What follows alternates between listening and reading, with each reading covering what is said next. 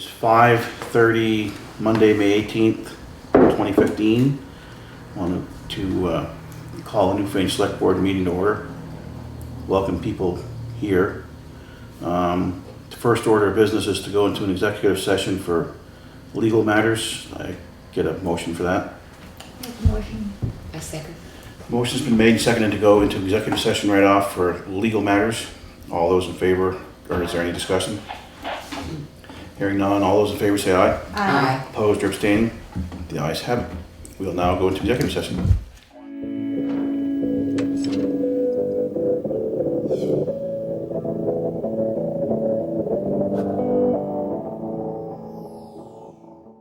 Well, thanks again for coming out to hear about basically our proposal for rehabilitating or replacing this bridge. Most folks know it, it's beautiful, and it's been an honor actually to work on this project.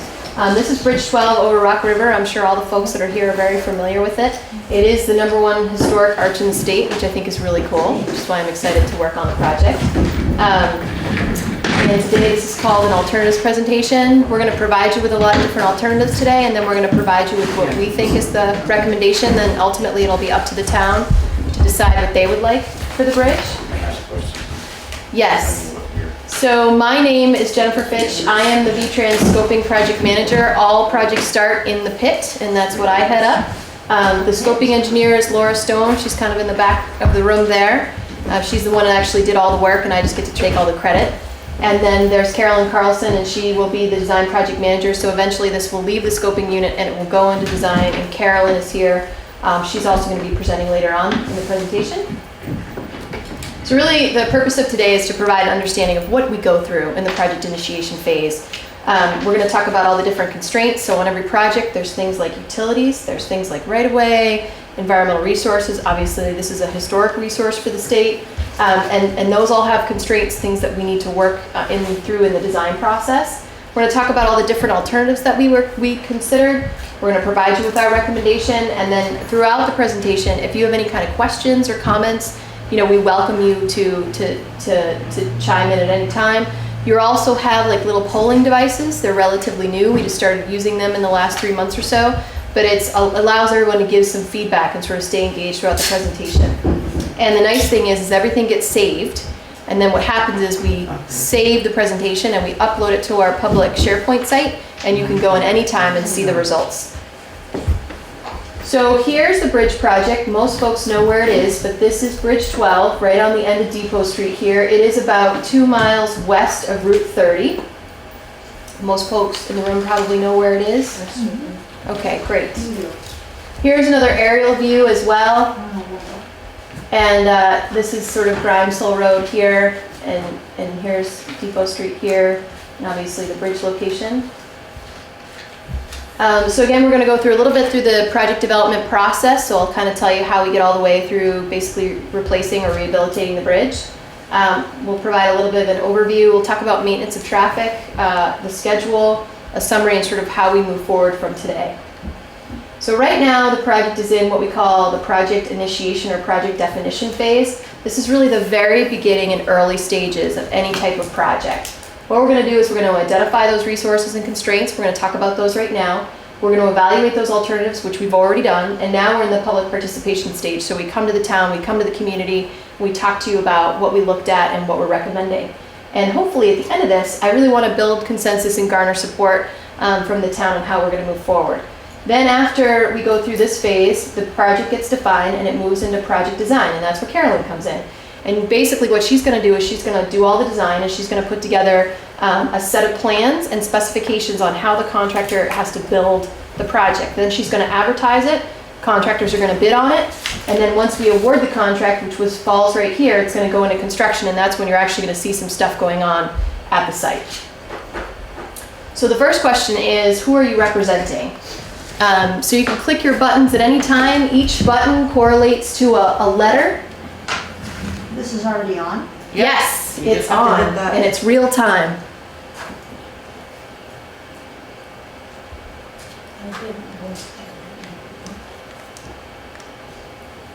Wow. That is amazing. Isn't that really cool? So it looks like we must have most of the select board here, I'm guessing. You can tell that by the 57%. And I'm glad that we have at least a couple residents here. That's great to see. And this other, I'm excited that hopefully there are others here for me. Maybe there are, maybe there aren't. Is this a formal select board meeting right now? So there's other things after We the also board? have a town clerk and I don't know who else is here. Come on in. Come on in. We have Would you like a chair? Well, there's chairs back there. There's a couple of spaces over here.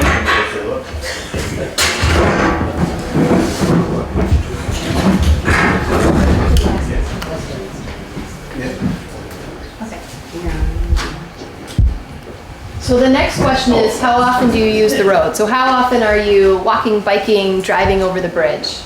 Are you doing it every day, weekly, monthly? That was me. You never go over it? Okay. Oh, we have a few nevers. Interesting. Not safe. It is looking a little scary right now, I have to admit that.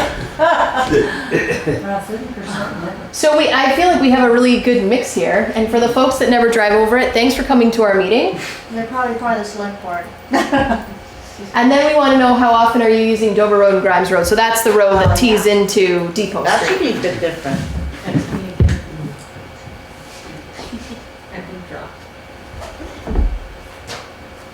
That's what I thought. Okay, so at least we have no nevers, so you guys are familiar with the area, that's good to know. And how often are you guys using this area for recreation? I know there's a nice little swimming hole underneath. You know, are people going Or down they're- there to swim or Other things not happening there. kind of walk around the bridge? You mean in winter too? No. I use it. I think winter can count, it's just Winter can recreation. count. It's just recreation. Yeah, there was a really cool bear walking across when it was frozen. That's Coming out cool. of, coming out of hibernation.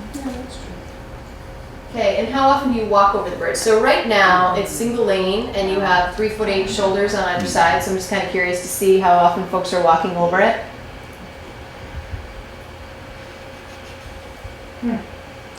So not a lot. And I'm wondering if the nevers are because It is, it's really unsafe. because it's scary, right? Yes, Yeah. scary. That bridge rail is pretty low. It's not When even I like, walk over it daily, that 8% doesn't look like it, but that's how I get to the town forest. But wouldn't it be nicer if it felt a little safer? I mean, I like to drive over it. I feel better driving over it. Yeah. If it had the rail, if it had bridge Well, rail. no, I don't care about rails. It was like if I didn't see the exposed, Oh, I see, okay. debilitating concrete. Or the people who live on the other side who sometimes throw the concrete into the river for fun. Ah, Yeah, that's not good, we should. Yeah, well, I wasn't going to tell them. And how often are people biking over the bridge? I think this is our last question before we move into the rest of the presentation.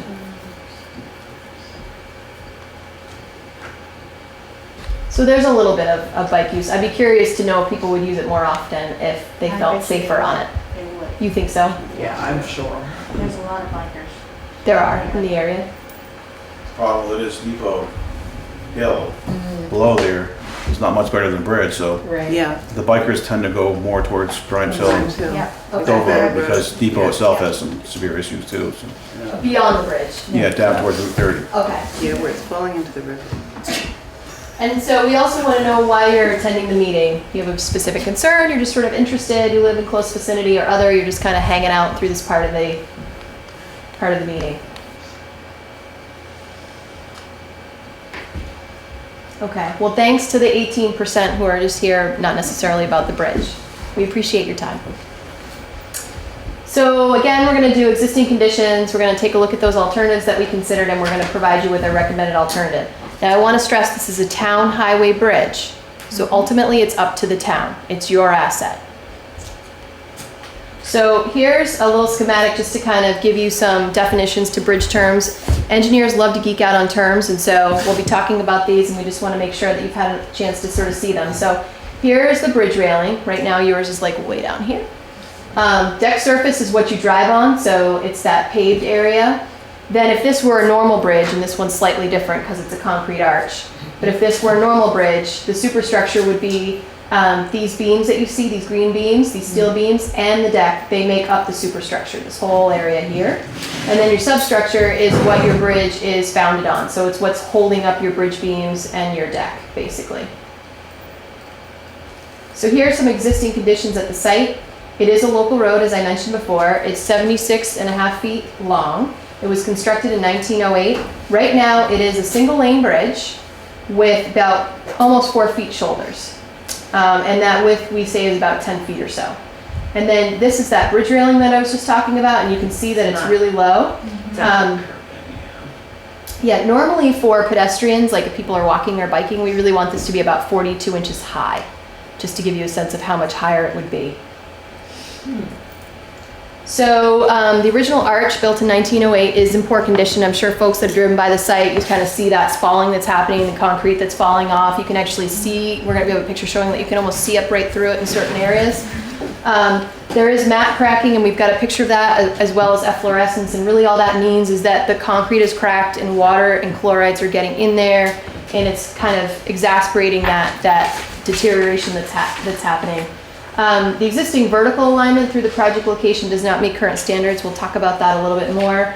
The lane and shoulder widths are also substandard, and the bridge railing, we call it, has failed.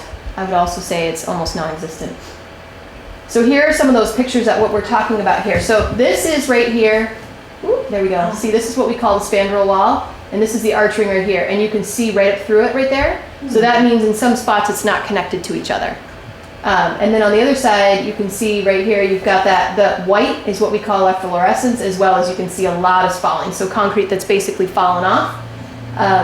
All of these signs is that it's in pretty rough shape. So right now it has a rating of 4, which is poor. So bridges are rated anywhere from 0 to 9. 9 is brand new, but most bridges are only an 8 when they're brand new.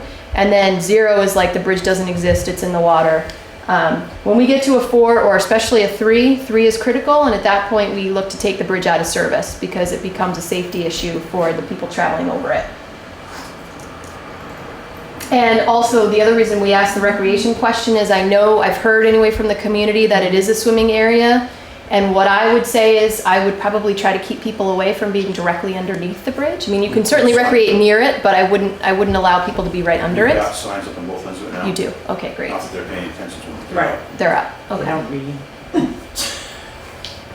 So this is another picture of the arch ring. That's like if you were standing right underneath and you looked up, that's the arch ring above you. So you can see again a lot of cracking here, and as well as some of that efflorescence coming through. And again, that bridge railing, you can see a lot of exposed, you've got a little exposed reinforcing there, that's the steel, and a lot of, it's just basically falling apart. And again, we have a substandard vertical alignment and a substandard width, and we'll talk a little bit more about that as we move through the presentation. So the upstream banks, which is where you're looking at right here, are archaeologically sensitive, and there is a historic resource, obviously. The bridge is historic. That garage and the reason why we're showing this angle is this garage, believe it or not, is also considered historic. Oh no, I'm sorry, that's not considered historic. I'm sorry, it's because in the eastern quadrant, it is historic. I was right. Yeah, it is. You're And right. I was like looking at it, I'm like, wait, I don't know why that's It's old. considered historic. But yes, it is historic, believe it or not, and it's classified as a hazardous waste site. So I love this picture. Normally we don't put these in, but I just thought this was such a cool picture that I couldn't resist myself. I mean, how amazing is this? It is. So this was when it was built the last time. Obviously it was completed in 1908, but it took them several years to build it. It's within the Williamsville Garage Historic District with surrounding historic properties. But like, that's just so cool. You don't see that today, you know what I mean? Like, look at these workers up here, right? There's really no, other than here, there's really no protection for them. And just, it's amazing to just see it all. And they were working in the wintertime, which is incredible. Because, you know, we don't really do that anymore. So here's another existing conditions layout sheet. So the green is the right-of-way line. So you can see we've got right-of-way lines on both sides. So that's a town-owned right-of-way line. And then you've got your historic is right here. You've got a historic boundary here, historic boundary over the bridge and sort of in the surrounding area. You do have some utilities, some aerial utilities in the area. You've got some electric lines and some communication lines. And that's represented kind of by this black line here that you can see that runs up along Dover Road and Grimes Hill Road and also on Depot Street here. And then archaeological sensitive areas, you've got one down here in this quadrant, and you've got one here, both on the upstream side, or actually downstream side, I should say. Can you explain those? So the archaeological sensitive areas, usually the way it works is they go and they sort of do what's called a preliminary assessment. And they look for things like, what does the landscape look like? And is it possible at some point that, you know, there were some native folks in the area that did, yeah, you want to jump in, Carolyn? I'm looking for the north arrow. North? Where's the north arrow? Or is there, which direction is north? It's North this is way, right here. See this? Yeah, that's what I'm looking for. So So, this way. I was just reading the report. Yeah, go ahead. So, in the northwest quadrant, Which would be right Yeah. here, this one, yeah. yep, appears to contain remnants of a pre-1850 structure that appears on the 1856 Walling map, and it was owned by William H. Williams, the namesake of the village of That's right. Williamsville. So the south, and then the southwest quadrant Which would be right here. was once occupied by a mill and may contain below ground archaeological evidence. There's no visible remnants of the mill complex, but there could be something below. And there was one other, is that, those were I the only think those were two? the two spots. So those were the yeah. two archaeological ones. Yep. Okay. Why is the purple historic boundaries around the north arrow? Okay, that would be because, let me see.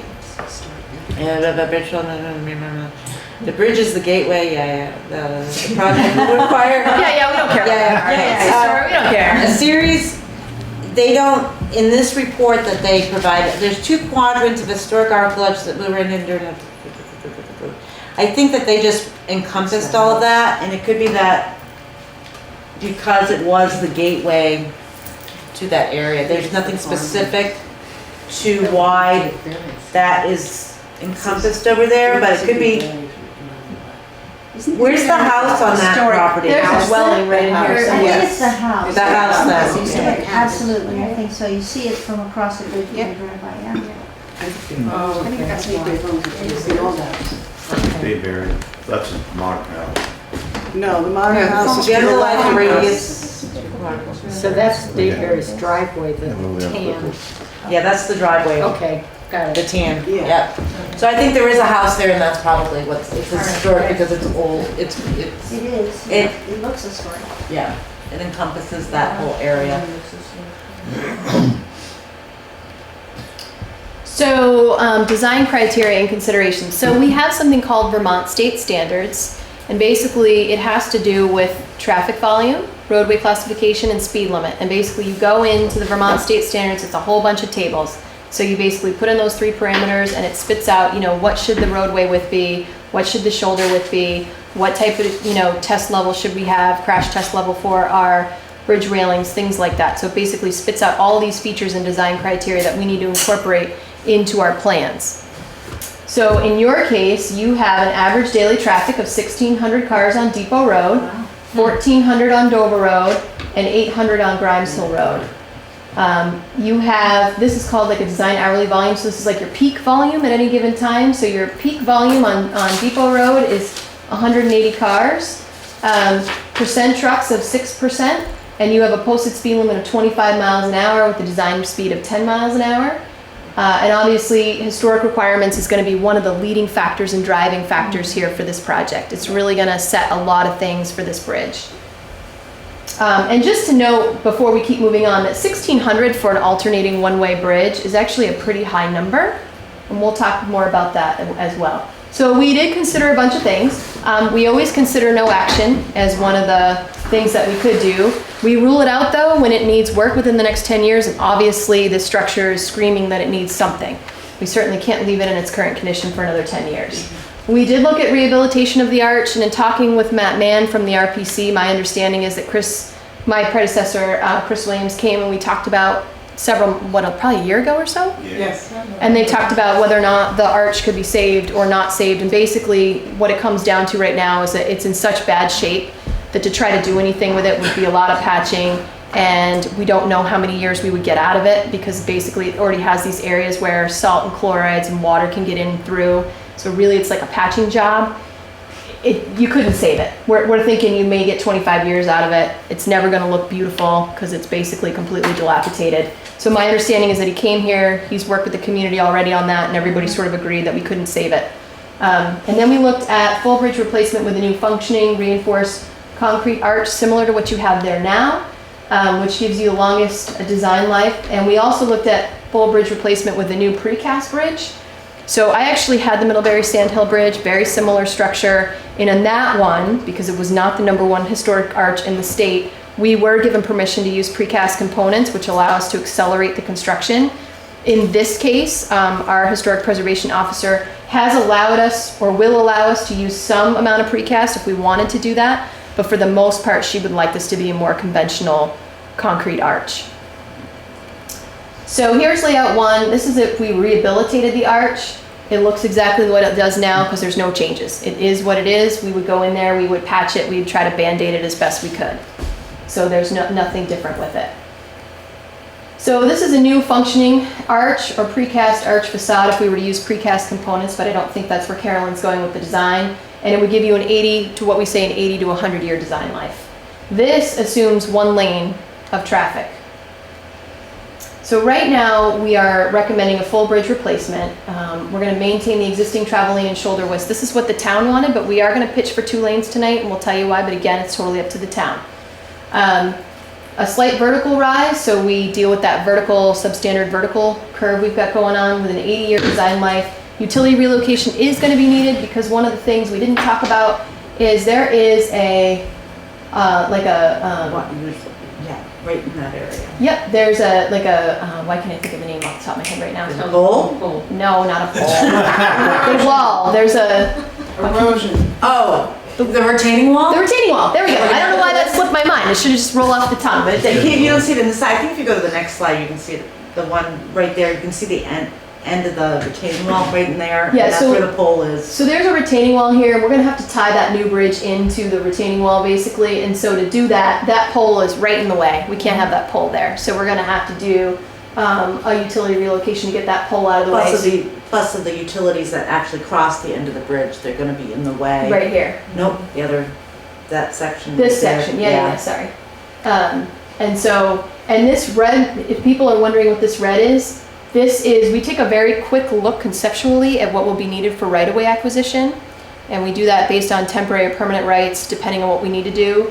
So as a quick broad brush, we believe we're gonna need right-of-way, and specifically in these 2 quadrants. Once Carolyn gets it into design, likely she's gonna find she needs a little bit more, but we don't know that at this point because it's very, very early on in the process.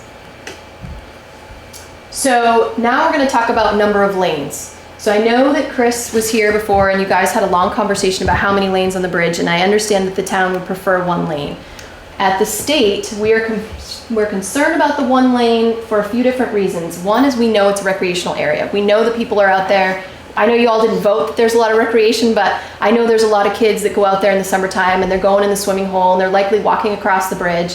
And so anytime you have people on both sides of a bridge and you've got alternating one-way traffic, you've got a lot of people in the same place and it's a safety issue. I think we did discuss that it was gonna be 2 lane, but they were gonna mark it with paint to try to keep the traffic towards the center and the walkways on both sides of it or something like that. Right, so we'll continue on a little bit and we'll talk some more about that. So our other major concern is right now that rail is like way down here, really, really low, right? So when you're on Grimes Hill or Dover Road, you come up and you can see, plain as day, you can see who's coming on Depot Street, right here. Right, everyone can see. That new railing is gonna go in and it's gonna block you visually. You're not gonna be able to see that well. You're gonna go from having a rail that's down here to having a rail that's up here. Well, not up here, but probably right around here. And when you're sitting lower in your car and you look, you're not gonna be able to see, your vision is gonna be blocked. And we actually have a video where we simulated it and you can see it. So we're gonna actually have to stop now. Well, let's, No, we're hoping you stop less, that's the point. What So we're if you trying to have- do is, and that's why we're talking about a 2-lane bridge. So that you don't With have to stop. shoulders for walkers and bicyclists. I think that, and you're gonna see, well. We're gonna get to the continue on. video. We've got some video and stuff. We've done a lot of homework on this. I have a question. If you totally change the design from a 1 to a 2 lane, is it no longer a historical state resource? No, it still maintains as the #1 historic arch in the state, because it's not the number of lanes that makes it historic.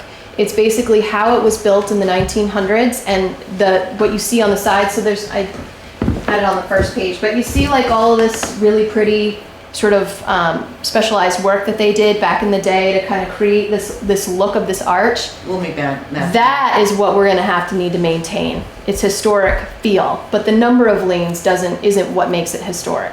So the width, you're saying you're going to increase the width of the bridge. The area Right, that you would we're pull not- onto. We're not saying that yet. But I meant we're- possibility. But the idea. The idea. So So that's right what we're showing here right there. is getting wider, but the length of it is basically gonna stay the same. Yeah. Right, so what you see, when you see the arch, it's gonna look like what it does now, It's just except gonna be it's gonna wider. be, No. so if you're looking at the view of the arch, From the side. it's from the gonna look side, it's identical. gonna look the same except for the railing portion of it. So if you're driving towards the arch, you think it's the arch, and it's when you get on top of the arch, yes, it's gonna be wider. So the view from, as you're approaching the arch from like way down towards Williamsville, as you're approaching it, it will look like it does today, except the railing would be higher and there'd be more retaining wall. And in terms of maintaining the historic look and feel, we've already met with the historic preservation officer several times. Judith is great. You guys will love her. She couldn't be here today because she's out of town, but she is really good at what she does, and she's been working hand in hand with us the whole time. So maintaining the historic look and feel, you guys have that down. There's nothing, we can't even control that if we wanted to, because it's part of a federal requirement. So the feds are involved, federal participates in paying for this. And so it's a federal requirement that we have to maintain the historic requirements, and if we didn't, we would lose funding. So not to say that's why we wouldn't do it for you anyway, Right. but just to know that we're on the hook with the federal government to make sure that we do it. So basically these are sort of the two options that we're talking about. We're talking about a 10-foot travel lane, which is basically what you have there now, and 2 4-foot shoulders, which is basically what you have there now. Or what Carolyn and I think is a better thing for the community, from a safety perspective, and again, we have a video to show you, is that we have 2 10-foot travel lanes and 2 3-foot shoulders. And the other thing that I just want to put out, and I've been involved with the town of Newfane on several occasions. Todd didn't recognize me, but that's okay.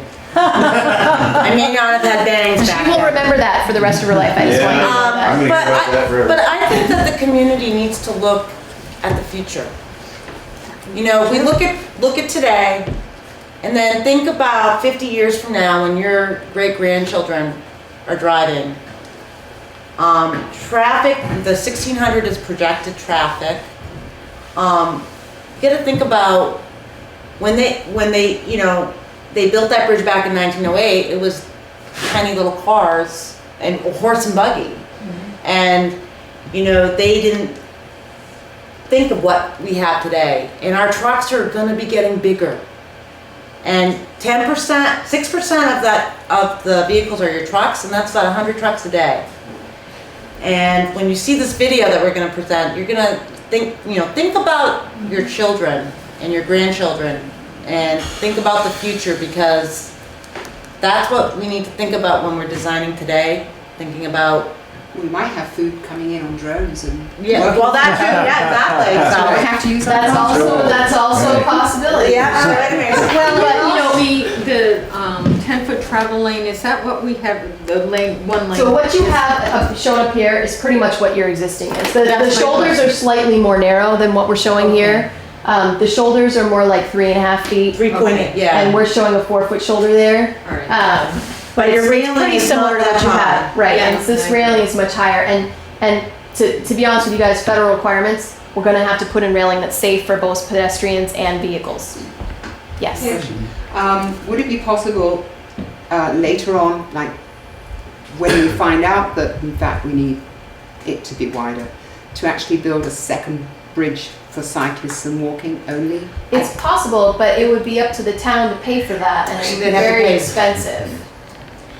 I think one of the problems that you have, if you Isn't notice, this more expensive doing this now? no, Well, it is slightly more expensive to get the additional width, but there's an economy of scale. So it's much cheaper to do the 2 lanes now than to try to do something where you would get an additional lane or get more width in the future. Plus you're getting federal funding with it. Plus you're getting federal funding, right? So this, we'll get into it, but this, just remember that this project is a town project. It's 80% federally funded, and with the fact that we'll be talking about if we close the road to through traffic, the town only has to pay 5% share. Versus 10% that you would Versus 10% normally share. pay. So you're gonna be So getting a you can discount get by this- closing the road. And the other thing that I think that you would find is that I don't think you would be able to permit a bike bridge in there because it would affect the historic That's nature right, of that it would. bridge as it is. And you notice all those historic and archaeological spaces?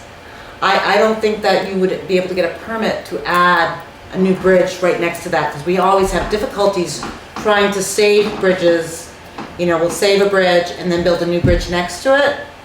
And the feds and the historic preservation don't like that because you're taking away from what. The look and the Makes feel it- of that Well, unless it's area. far enough away. But you've got so many, if we go back to where those archaeological sensitive areas are and the historic sensitive, you would not be able to get a permit to build a new, there's no way So you what would be able to build Carolyn's saying anything. is because you've got arc here and arc here, those are areas we can't touch. What about the other side? It's So on the other side, the issue you have here is this is all marked as historic. So basically what it's saying is stay out of my area. So You want to build something, you have to build go- something yeah. further out. Yeah. I don't think I think about, you talked about thinking in the future and our great grandchildren, driving large trucks. I'm wondering how many of them are going to have to be waiting at the covered bridge, because if the traffic increases and it's just a single bridge. That was the town's decision like. Well, I know, but Wasn't Well, my decision. And the same thing goes with the South Newfane Village Bridge, but we won't get into. So let's not get into that. I think what we're saying, and again, it's a town highway structure, so at the end of the day, you guys get to make the decision, and we're not gonna strong arm you. Right. You guys can do whatever you think is best for your community. I think we're thinking from a safety perspective, and you're gonna see visually that you can't see. That's what I'm concerned about. I'm concerned about people crashing and having accidents because they have limited sight distance around that There are a corner. lot of accidents there. That's where I'm coming from. And we don't have that data because it's town data. Matt should be able to get that. Yeah, that should be shared. But right now, the difference though is that you can easily see, and in the future you will not. Right. And You won't be able that's, to see. that's the big difference. So let's see if we can just, now, Hopefully this will work. hopefully this will work. I have it on a thumb drive if it doesn't. So let's see if we can get this to go. Okay, so this is what a single lane would look like. Yeah, he turned the music off. So this is what a single lane would look like. This is if we replaced it basically with the same typical section as you have now. And this is just kind With of a an stop on aerial. Grimes. This is like an aerial kind of view of it as you swing around. Now, is this in concert with the projected 1,600 a day? This is just a simulation of I was people gonna say, turning. we never have that much traffic. Right. That's Yeah, more but traffic Traffic than that we we have. have a week. Yeah, it's No, just, it's not, well, it's just a simulation. It's really not how many cars drive over it, it's when you have two cars driving over it. So see right there, that's what we're talking about. So see how you can't really you can't see see. the other side? That's what we're worried about. That's what we're concerned about. And actually, what the interesting thing about this one is that, see how right now this is a combination steel rail? So you can get a little sneak peek through the rail, but I'm not really sure that's what you guys are gonna get for bridge rail. Because I'm thinking she's gonna wanna go with a solid rail. From a historics perspective, I don't know that for sure because we haven't had that. So again, here's the other You side. can barely And see you the car can on the barely other see the side. car on the other side. And that's in So, a stop condition. so How about, Traffic lights? no, lights. well, no, how about mirrors? No, those are not something that we're proactive about. They're not good. So, Bad stoplights. Okay, now we're looking. so according to the METCD, which is the Manual on Uniform Traffic Control, that's really what sets all of our safety standards, pavement markings, signage, lights, all that good kind of stuff. In order to get a light here, what you would have to do is you would have to qualify to meet a certain criteria, and that criteria is relatively high. So it's often hard to meet that criteria. And which is, the other thing is that that's something we can talk about is how, is the intersection itself, that's one of our topics of conversation, is how you want to deal with traffic at that intersection. But Jennifer's right, this would not qualify for a light, this intersection. So the other thing I want to mention though is, so where that steel part is there, that's, I'm thinking, and I don't know for sure, but I worked with you quite a bit recently, and I'm thinking she's going to want that whole thing to be concrete. And if it is all concrete, you're not even gonna get that little view, that little sneak peek that you have now. Chris was here, we discussed the railing coverage, because the one on the South Newfane Store Bridge is, it traps the snow in the winter, we can't get rid of it, so it just continues to do this all the time. And we said we didn't really want that same rail on this bridge if we could help it. We wanted something that we could get rid of the snow, because a lot of stuff comes off of Sunset Lake Road, a lot of stuff comes off of Depot Road onto that bridge continually. All the drainage from those two roads constantly going across it. And I'm sorry, I'm not clear. Are you saying that the South Newfane Bridge has the railing like this? it's high, it's high like she was talking about. That's a But little rail like it's this. not is off That was So what would you different. prefer? Solid or not there. Something like this that she said probably won't fly. Something that when we go across it Oh, with a so plow. the one in it South would- Newfane is solid, you're saying? Right, No, what is, well, pretty close. It's only the rail is only like this high on top of it. So the other thing that I'll mention is we now have a new historic preservation officer, and she is great, but, and again, it's gonna be between Carolyn and her and the town. I can tell you, just based on my other projects with her, railing is something she really cares about, and so far, she's always preferred the ones with the solid rail. I'm not telling you that you can't work with her. Todd, what are you thinking that you would want for railing on that? Some way, so when the plows go across it, the snow actually goes through the railing into the, off the bridge. Through the railing? Right. Yeah. Yeah. Through the railing. Well, then the one thing that's positive, one thing would help too is if the bridge is wider, it'd be Exactly. easier to get the snow off the bridge. If Well, we- the other aspect, aesthetics, as opposed to function, just being able to see the river, if you're blocking off the view of the river. Well, it's so historic or not, 42 it's inches still is not considered a historic. pedestrian rail, so the idea with the 42 inches is you can see over it, it's not a problem if you're standing on the bridge, but you can't fall over very easily. Can you see over it if you're driving on the bridge? Probably not. Right. Is it But that's 42 inches to the top of the metal portion there? Yes. So it's Can- probably, Like 36. So We have to get 36. 36 to the, if we're gonna have a combination rail, it's 36. And I can tell you that whether it's 36 or it's 42, we have no choice on that. That is something that the town doesn't have an option on because it's a safety issue, and safety trumps, unfortunately, safety trumps historics. No, and I'm not suggesting anything other than a safety height. I'm suggesting being able to see through it. And I don't think that a historic addition of concrete is any more historic than just a railing because Well- it wasn't there before. Yeah, well, I think it was there before. I think that this arch has been built up in the middle.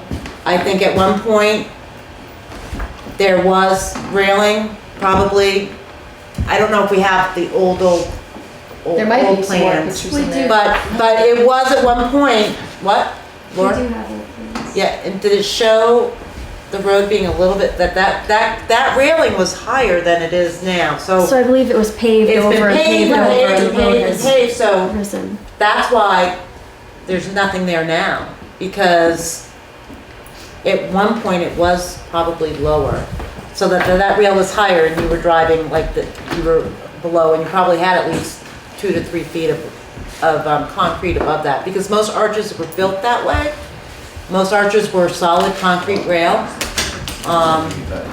And just so you know, I mean, historics isn't something that, like, when it comes to the rail, it's not gonna be up to Carolyn and me. Yeah. It's gonna be up to Judith, who's our historic preservation officer. We don't get to set the type of rail.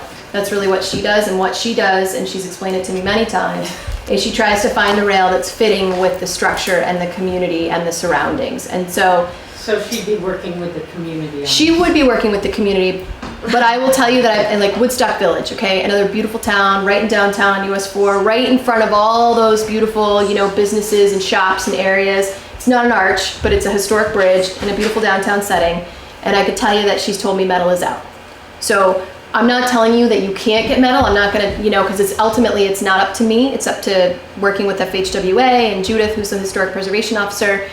But I want to be honest and say that if you guys want a all metal rail, I think it's probably going to be an uphill battle. I'm just letting you know. I just want to be honest with you. But again, it's not up to me and it's not up to Carolyn. It's really going to be up to Judith and working with her. It's not a decision that we make. And I think part of it is that the reason why concrete arches are historic for the most part of, and all the, if you look at all the arches, original arches in the state, there was no metal railing, it was all concrete railing. With the exception of, I know that the Proctor Marble Bridge is a little bit different, but that was totally, it's all marble railing. That's a totally different aspect, but that was what it was originally designed to have, versus this particular arch was designed to have a concrete curb rail. Who knows what they called it back then, but that's what it was. There was no metal originally with that structure. And I agree that Judith is probably going to be pushing more of a concrete. I'm assuming that drainage work would be kind of a top priority for that bridge. Yes, we Because have the water that. sits on it all the time. The grade has, yeah. Yeah, we're gonna be Working on changing it. the grade and drainage, Working on and it. it's in the scoping report, it says specifically that we will be dealing with drainage. And I do wanna point out that Carolyn makes a good point about if it's 2 lanes, you're gonna have a little bit more room for your snow removal, and it's gonna make that easier. Is that railing going to be solid then, or can you see through it? So the railing we showed in the video, which unfortunately, I don't know if we can go backwards at all in this thing. Oh, down to the left, Jen? Oh, there you go, left. Yeah, those little buttons on your left. I have little buttons on my left. Yeah, Oh, look at that. right there, You're yeah. right. Good view. Oh, then I went too fast. I'm sorry. Let's see if we can. Project Doesn't let you flyover. Stop in the middle. All right. This is new for us, this little flyover. So I was. Can you put it on pause? Yes, I certainly can. You want this view? We can. Well, I think when we get down on See it, what the we get to rail the actual- looks like. Okay. Close up I of the would rail. like to suggest that we not talk about the rail at this point, I mean, and that it, because it seems to me that we've heard you push for this 2-lane We're bridge. recommending it. You're recommending it, and you said we're gonna talk about this later, and I know that I was at the meeting with Chris a year ago, there is real sentiment That's okay. for a 1-lane bridge, and I'm waiting for a chance to have that discussion. Okay, so let's finish Okay. continuing So with our. there's a clicker question. Oh, we have after this. clickers, we have more questions. So let's talk about that. So again, I want to really emphasize this is a town highway bridge. We are not going to tell you what to do.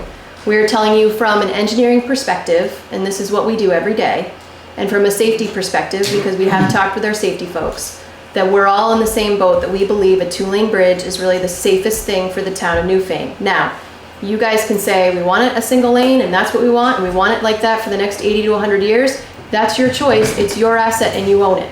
So we're not trying to tell you to do it one way or another. We're providing you what we think is our best recommendation to the town, and we're working on your behalf. So that's where I'm coming from. But again, it's totally up to you, and at the end, when we leave tonight, the next step is I gave Todd there's a little sheet, and on that sheet, the town basically has to say what it is that they want, and they have to sign off. And no work is going to be done until we hear from the town and what they want. So you guys are in the driver's seat, and you can do whatever you want. We're just giving you what we think the best recommendation here is, and it's totally up to you guys. So I don't want you to feel like we're telling you what to do. We're just giving you our recommendation. And it's totally up to you guys to make your own decision on what you want to do. I was on the select board when we did that. I'm just wondering, do you have a sense from the bridge as it's deteriorating, how soon it might be that we end up just having to close it? Well, it's a 4 right now. So anytime something drops to a 3, they definitely consider closing it. Now, every bridge deteriorates at different rates, and so it's really hard for me to stand here and say to you, okay, if this bridge lives another 5 years, it's gonna go to a 3 and we're gonna have to close it. It's really hard. It could go, I've got a bridge right now. I have a bridge right now that's in scoping, Like, that doesn't look right. and it just dropped from a 4 to a 3 in 9 months. Oh. Okay? But I can't tell you on this bridge if it would do the same thing or if it's gonna last another 10 years and be rated a 4. It's really hard for us to know. And then the next question would be, how long would it take from going the next step to the time when, estimated time of construction? So Carolyn is in the conventional bridge program, and that means conventional construction, conventional design. This does have some complexity. She's gonna have to do utility relocation. She's gonna have to go through the right-of-way process, which takes forever in Vermont. And we're also gonna have to deal with environmental permits, and that's gonna take a while because there's a lot of sensitive areas here. So normally in Carolyn's group, she says about 4 to 5 years to get through the design process. And again, a lot of that's because of right-of-way. Right-of-way can take up to 3 years in Vermont. And that's like if we're moving through the process. And I know in Newfane that sometimes that can take a while, just from my own past experience here in Newfane. One of the things, so the longer the town takes to make a decision, Right, 'cause that we're gonna be project on, pushes that out. So right now, you know, we're talking 2015. So our ultimate goal would be, as soon as the town makes a decision about which way they want to go, we would send you conceptual plans. And from there, we start the permit process. And then from the conceptual, we go to the preliminary. And then the preliminary starts getting our environmental permits and starts our right-of-way process. I don't think whether we went with a one-lane structure or two-lane structure, I think our needs for right-of-way would be about the same because the town does own a lot of right-of-way in that area. But my hope would be that, you know, this, and we haven't gotten to it, but this project is gonna take a while to construct. because it's conventional arch construction. So that means they're actually pouring concrete in place, just like they did back in the day. But that takes a long time to set up your formwork, pour the concrete, let it cure. All that takes a lot of time. So we're talking probably, you know, 4 to 5 years to get the project out of construction. So we're talking probably 2019 to 2020. In the meanwhile, the bridge is gonna slowly continue to deteriorate. I mean, there's nothing you know, I know that that you have closed it before and you've done some fixes here and there. And I think the town's still gonna have to continue to maintain that structure. Yeah, I was talking to Floyd the other day, leaking on his, I had inspected again, because I was worried about it after winter. What did Floyd And say? he wants the railing fixed on the downstream side of it. And he wants the loose concrete taken off the side of it. He's afraid it's gonna fall, hurt somebody underneath it. So the town's gonna have to do something with it this summer, but they're coming down, I think it's like the 25th, to start drilling, Oh, yeah, and that's gonna be closed yeah. 8 to 5 for probably 2 weeks. So maybe you could do some work when it's closed. Well, if we're not in his way. I gotta Right, get some that's bids the out, point. so what it's gonna cost to fix that railing, so. Okay, so that's good. But so like I said, you know, the longer the process takes from the town's end. It's the 5 longer- years since the time we get the sign off. And we try, from the town. normally- 4 to 5 years from the sign Yeah. off from the town, but we're not The pushing you guys. construction begins, is that what you're saying? Yep. The construction begins. And It could then- be sooner if things, you know, a lot of times, I mean, depends on the status of the bridge. I mean, if the bridge gets worse and worse and worse, then we'll end up trying to make it a priority and try and move quicker to get the project out. But it's not gonna be any sooner than 2 years. And it all depends on the right-of-way process too, because if we have willing sellers for those easements, it goes much faster. But if we have to spend a lot of time negotiating, that's really where the time comes, is the right-of-way process just takes so long. And the town has to be willing to condemn. And this town is willing to condemn, like, I was just said to Matt, you know, it's a priority, and he said it's #1 in Wyndham County for Wyndham Regional, so it's up as far as it can go that way, as far as the priority goes, so. And construction would take how long? We'll get to that, but a whole construction Yeah. season. We'll talk about that. Was there anybody that joined the room that wants a voting clicker? Because I see a couple people on the back. No voting clickers? Because this next question's gonna be, you know, this is gonna be a big this is question an here. exciting one. This is an exciting one. We all want to know how you feel. All right, so here we go. Oh, let me go back. Okay, so this is whether or not you folks are interested in a 1-lane bridge or a 2-lane bridge. And is the town? This isn't like a final decision. This is just how does This the is crowd questions. feel. I This mean, is you for guys would us. still talk about it. Well, you'd have to have a big town meeting, right? I would think you'd want a lot of input from the community, but you know, that's the town's. Okay, so it's kind of like you're in the middle. I mean, I think if you guys are seriously considering 2 lanes, I think maybe some kind of bigger public meeting would be warranted, but I don't know. I mean, that's town stuff. And I'm willing, and we're willing to come back if need be. And could we load this video up on? Oh, it's already on YouTube. So Yeah. the video is already up online, so we could share that with the town, as well as this presentation will also be uploaded Yeah, so you can online, so share you that can share that with as the well. community. On the website. So here's the profile, a proposed profile. Now, Carolyn is gonna do a lot of work with this. Because you can see right now, we have a little bit of a sag on the bridge, and I don't think. That's not what we're gonna do. That's not what Carolyn did. That's just where we're showing it right now. But it just gives you an idea. This lighter line here is kind of where the old bridge is, or the current bridge is, and then this is what we're showing you. So not a huge change, but we'd be elevating the bridge about 11 inches, so it meets better with Grimes Hill and Dover Road. That's kind of where it's got like a funky little intersection there. And this gives you an idea of what it would look like. Again, this was all precast, so this is totally different than your bridge.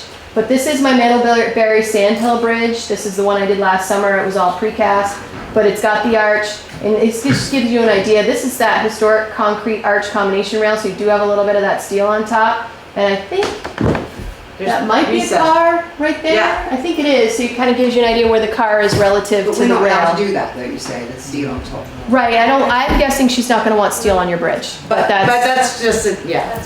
This is just to give you a concept, like kind of what it would look like afterwards. And maybe the difference with that bridge is the access to it from Grimes Hill Road.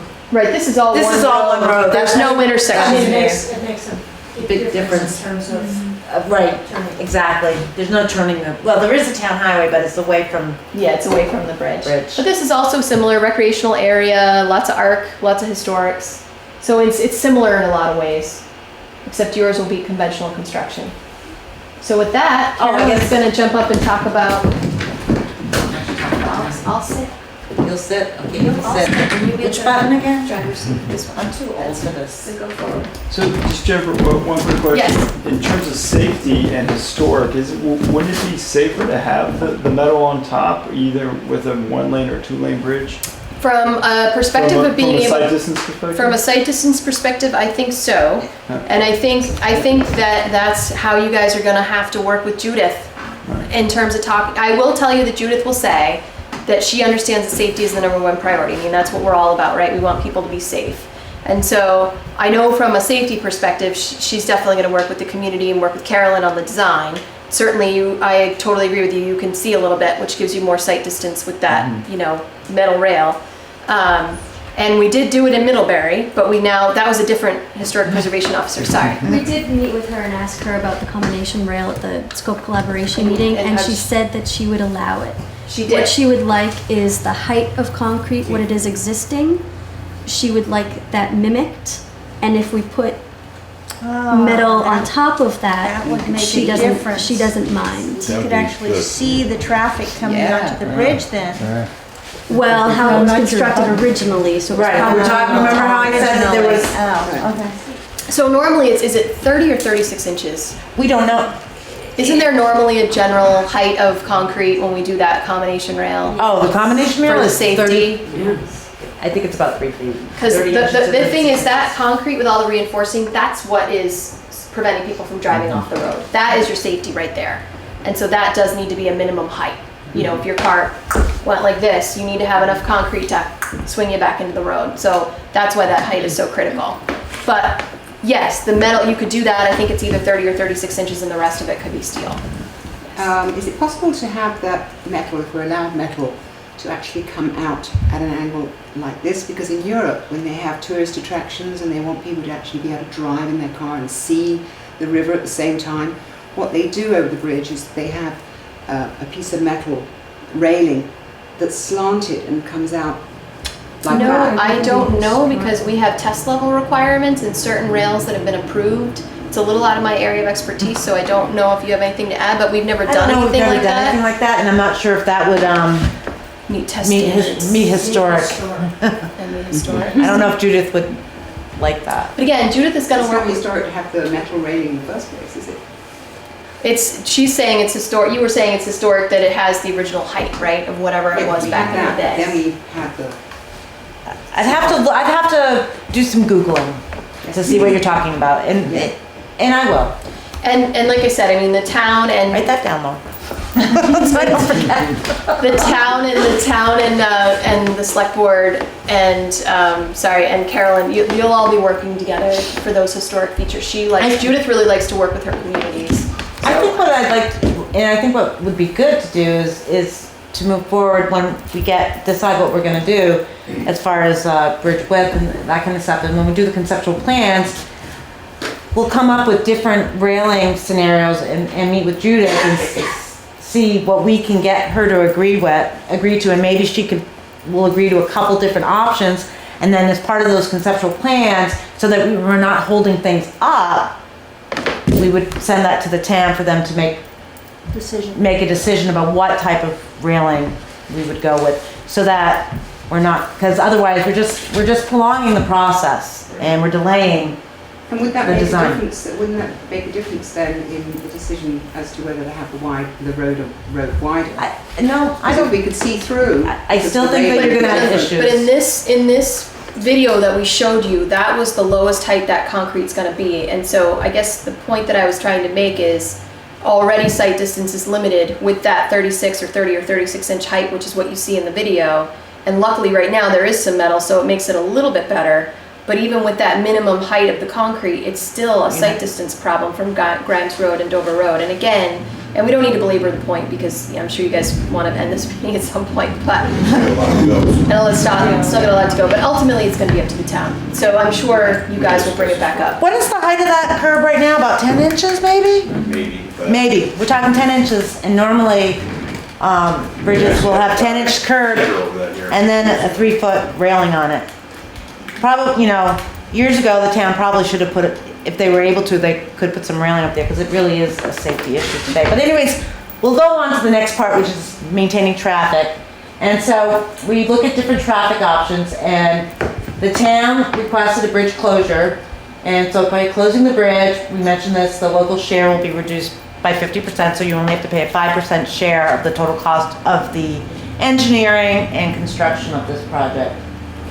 Excuse me, I had a question. Yeah, I'm So sorry. how long would the bridge be closed for? During, Right- 3 right here. years or 5 years? Or? Well, we're hoping one season. So in other words, right now it says 20 weeks, which is approximately one construction season. Now, I'm not saying it's gonna be 20 weeks. It could be 24 weeks. It could be 16 weeks. Who's to say how long it's gonna take for the contractor to build the bridge? But we're estimating one season, and the detour will be signed by the town. So they're responsible for doing the detour signage, and it's like 4.5 miles end to end. So this is the shortest possible detour route is the Grimes Hill Road. It's taking Route 30 up to Grimes Hill Road and then coming back to the Dover Road. So the through route is 2 miles and the detour route is 4.5. So it's up to the town. If that's not the one they want to use, if there's another one, that's up to them. Now the biggest thing is that this bridge will be closed during school. So it will be, the town's gonna have to meet with the schools for busing and that kind of stuff, so that the bus routes will be different. And this shows possible other alternate routes.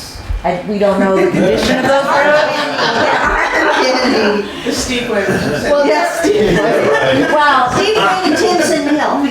yeah, we're just doing We're just showing a map. I show think you one that of there's other roads in the There's area. other That's roads. all we're doing. We're just having. Yeah, but we're just laughing because, we realize how difficult it would be to go any other way. So one of the things I do want to talk about a little bit is that we did say, okay, we'll close the road. However, during construction, we're probably going to have that detour road down to 1 lane. There's just no way we're going to be able to build a brand new conventional cast in place concrete arch without. It's really tight at that without- intersection right there. Is it, which one? Without, Right there with the Right there where the stars. star is. right, without imposing on that lane. So I just wanted to let the town know that there are gonna be occasions where there's gonna be delays. And especially, people say, oh, we don't see that much traffic. Well, those roads are used during the morning and afternoon. It's a commuter road. It is. So that's what it is. So just so that you know, I don't want to say, oh, there's going to be no traffic problems because the road's closed. Well, there's going to be some traffic problems because I just don't know how they're That gonna be able to retaining do it. wall, that abutment, basically that side, That whole side all of the that bridge. work that's happening on that side of the bridge, it's just really tight right there at that intersection. So, clicker time.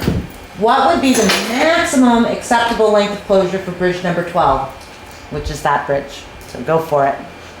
Whatever you think. I'd like to see F. Don't sway the votes. She's trying to sway them in her favor.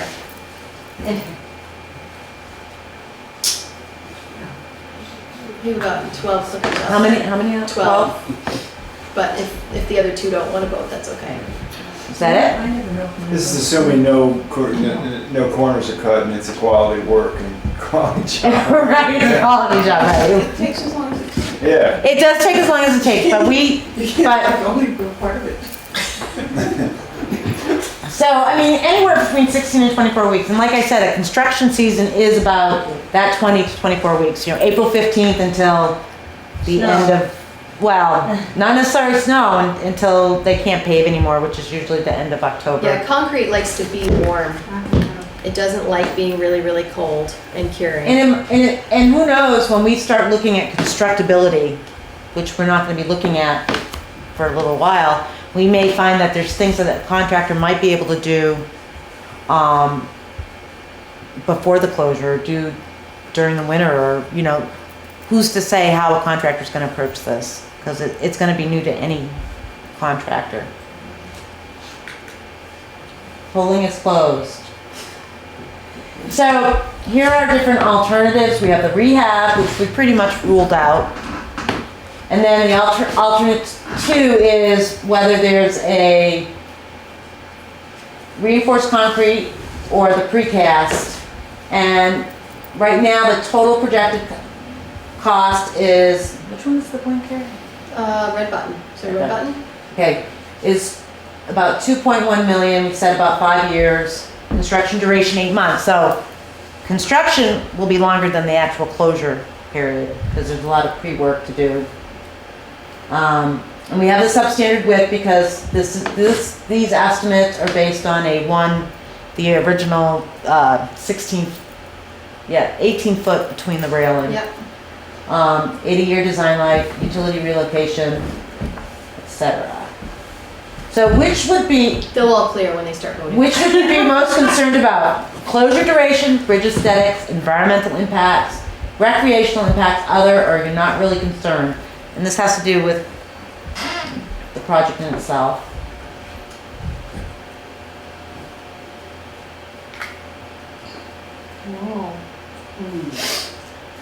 It's interesting that the lane issue is not on there.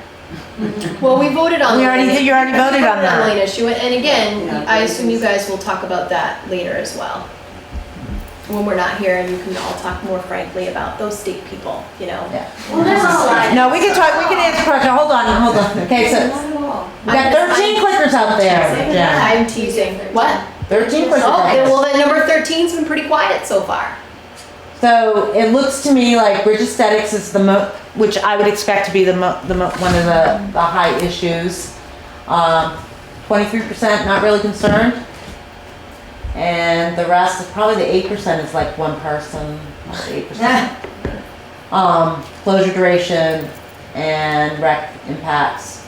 Environmental impacts are an issue, and And I do Would want to agree with mention that. recreational impacts because this happened to me in Middlebury, big river, people swim in it, they kayak in it, they boat in it, they do all sorts of stuff, and we ended up having to close the river during construction because we were really concerned about, you know, somebody in a kayak going down the river and all of a sudden something falls on their head. That yeah, and would not this be would good. have to be, there would be no recreation at this bridge Around the location, construction site. around that Around the site. construction, but Yeah. there's another great place just up a bit. Yeah, and if they can access it, Yeah. that's fine.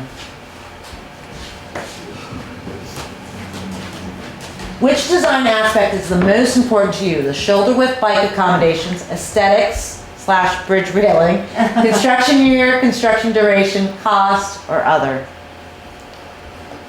These are tough because like usually there's more than one you want to vote But you for. can only pick one.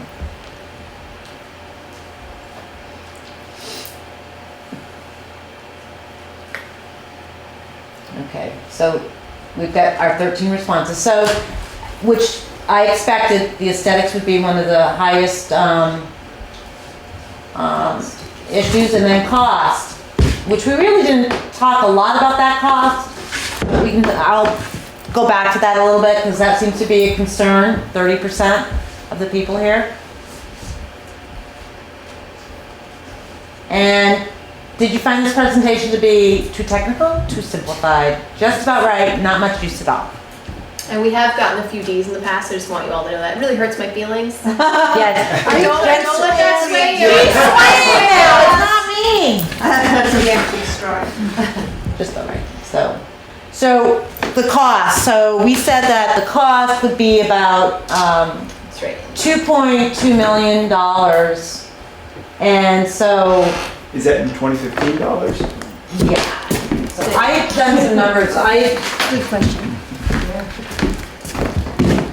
So, this isn't my piece of paper. So, the actual construction cost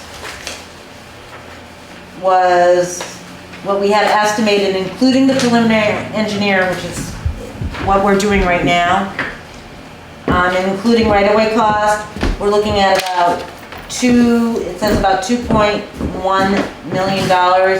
And so just for the fun of it, if you say $2.5 million, the town's share would be $125,000. So that is versus if you had the 10% share, that's $250,000. So what's important, and this is one of the good things, it's not a good thing, but the fact that it is going to take us about 4 years to get this project out to bid, 4 to 5 years, the town can start saving money, start figuring out how they're gonna come up with those funds to pay for their share. And I know a lot of towns have concerns about that, and they like to start setting aside in their budget We've got money. $50,000 set aside in capital for it. We've been putting $25,000 your way. Yep, see, so you already started looking at doing that, which is key to this project. Plus, you will be, once we,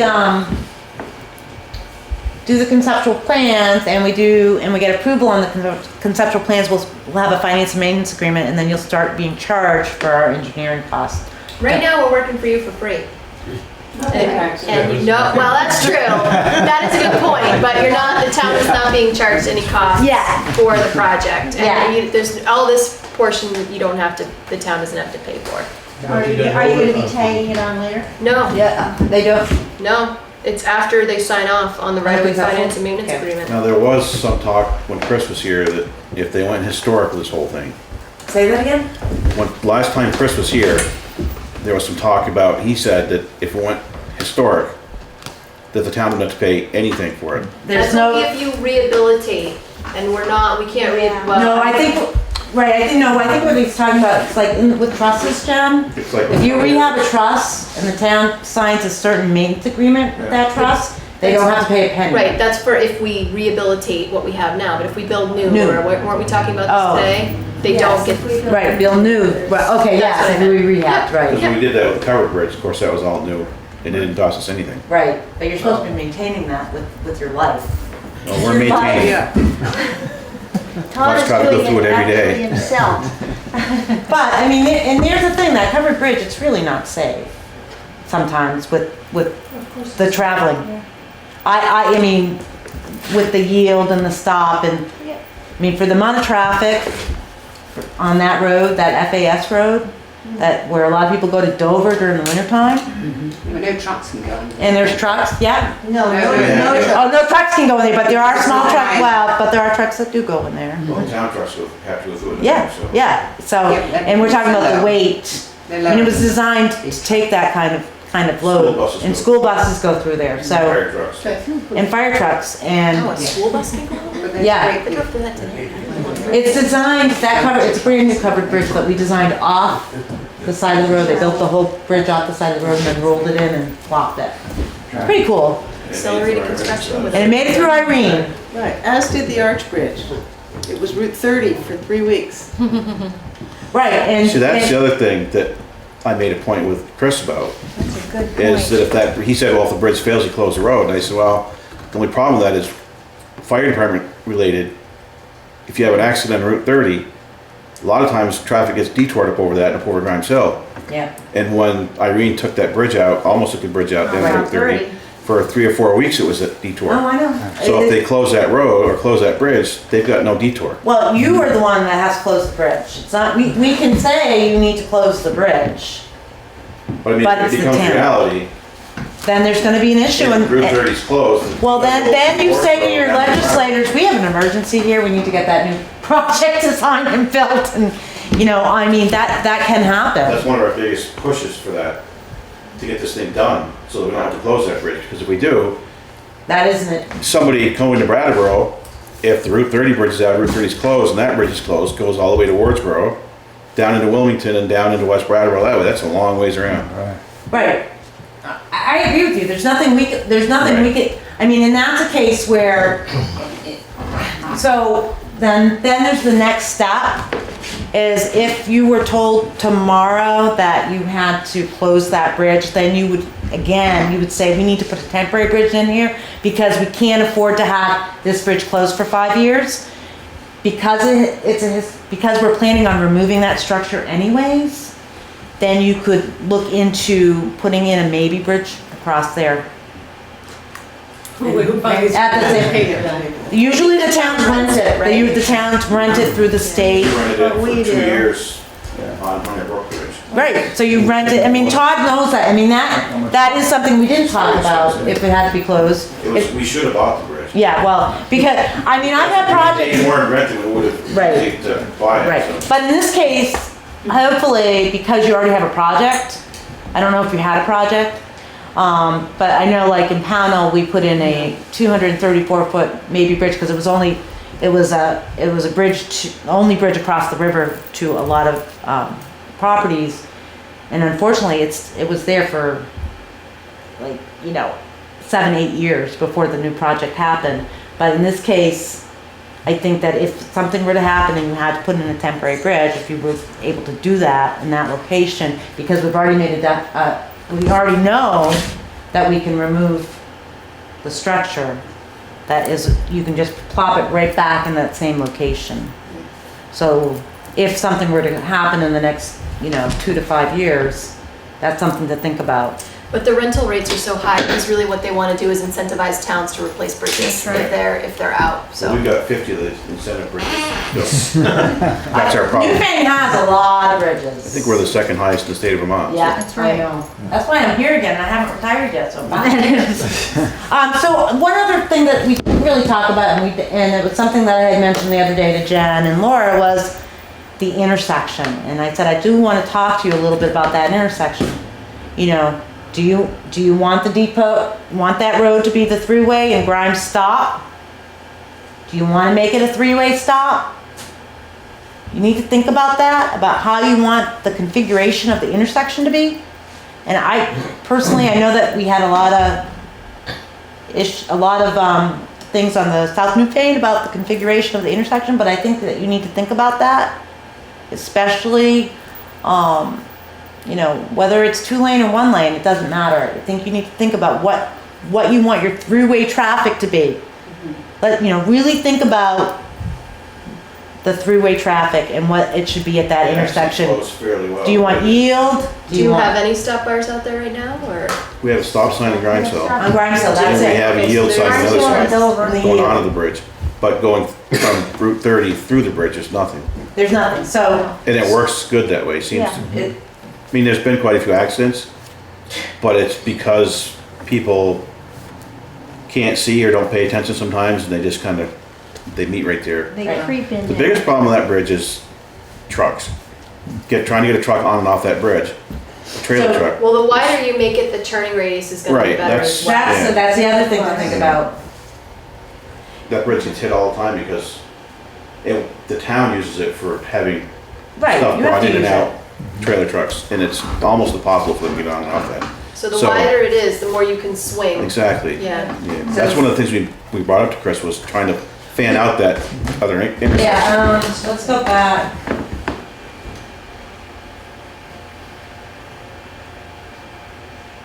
I think Right. Jen has. Oh, right there.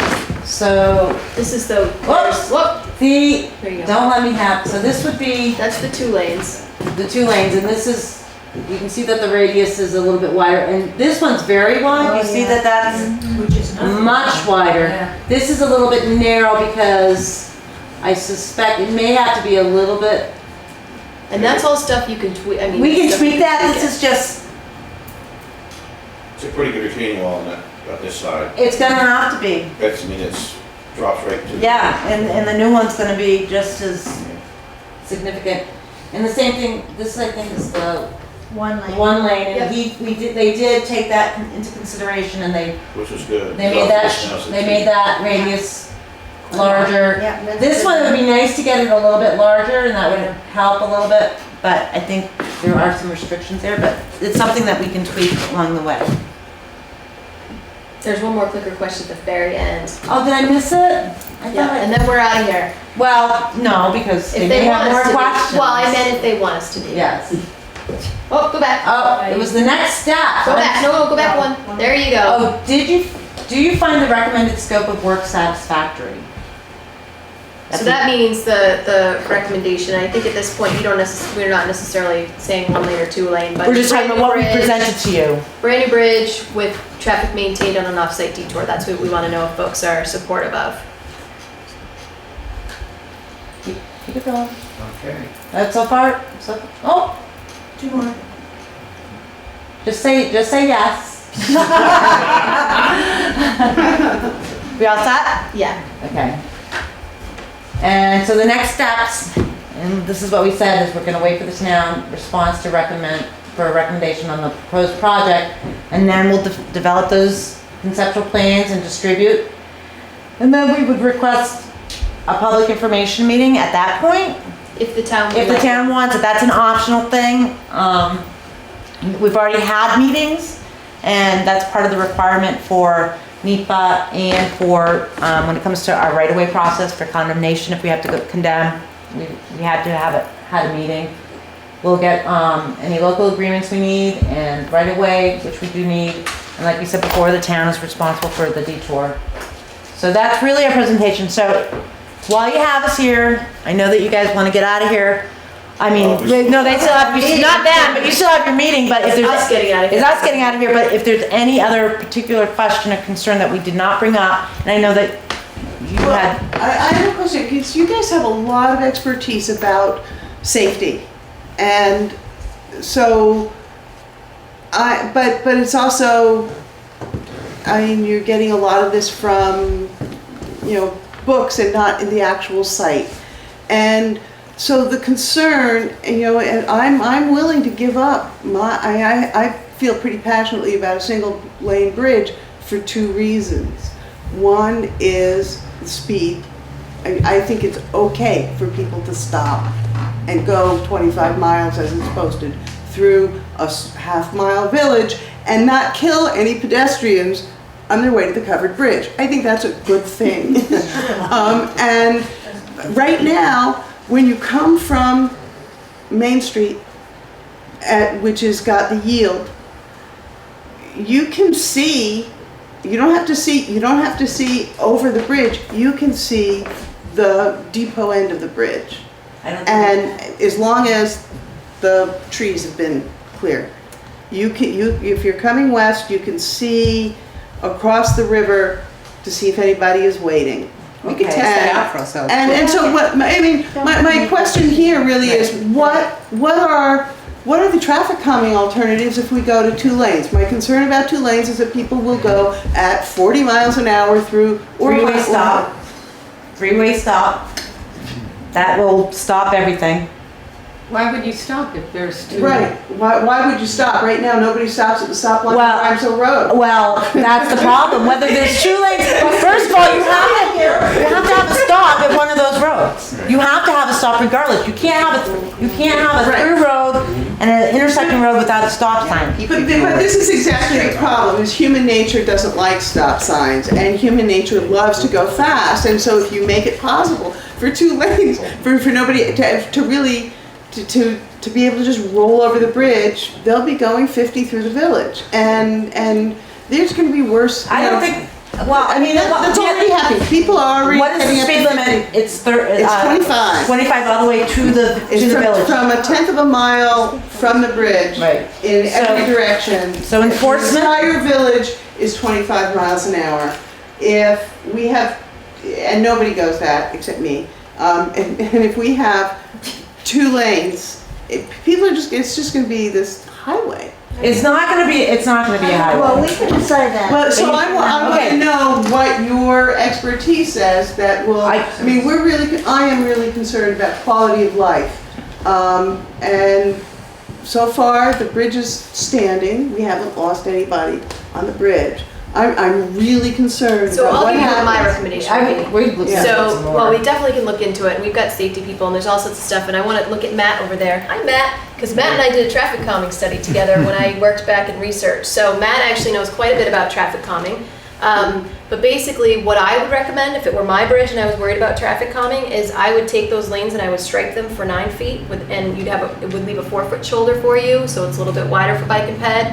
Because the lane width is 9 feet versus 10 feet, people are going to be more inclined to go slower because it's the narrowness of the lane that really determines how fast somebody drives. That's what we talked about And- last time, too. And so I guess, It's Matt, 18 that now. would be my recommendation for traffic calming, but I mean, feel free Yeah, no, to I would agree on that. jump in I and, would definitely do a little bit more analysis on just throwing in stop signs. Right, well, no, but what I'm asking the town, in order for me to design a project, I need to know what the town wants for through traffic, because I have to, that whole, our bridge project is gonna include repaving that whole intersection. So, that's new striping and everything, regardless of whether we go 1 lane, 2 lanes, whatever. That intersection has to be totally redone because we're gonna be digging up the road. So I need to know from the town standpoint, how they want me to approach the new project.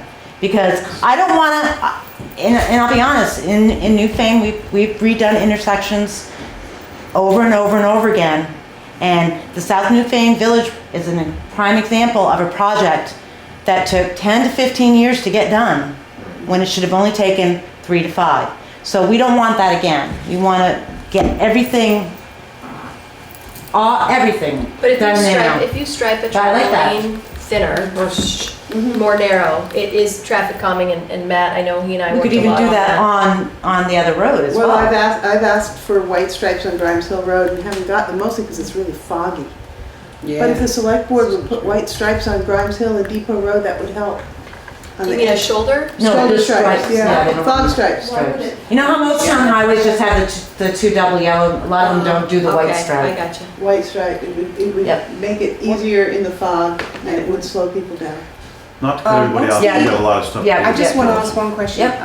What is the difference in cost between a 1 lane and 2 lane for the town? That is certainly something that I don't think we've estimated. We Did haven't we estimated. estimate that, Laura? I think that's the believe we important thing did. for us It is to know. important. Don't remember it off It the is top of my important, head. so Todd will get that number Yeah. to you in the next couple of days. I'll send you Thank like you. a overview, and Sure. feel free to send it out. Thank you. No, I think we had mentioned something. We did, We're we gonna talk just- about that. So we're gonna get out of here, you guys can start your select board meeting. All right, Thank I'll you. take- Thanks. Oh, did everyone sign the sign-in sheet?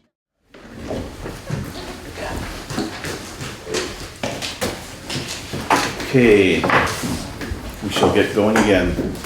We still have a lot of stuff, so we'll try to make it quick here. Has everybody had a chance to read the May 4th minutes? Yes, Can I have a motion? I move. I second. Motion's been made and seconded to approve the minutes of May 4th, 2015. I wasn't here.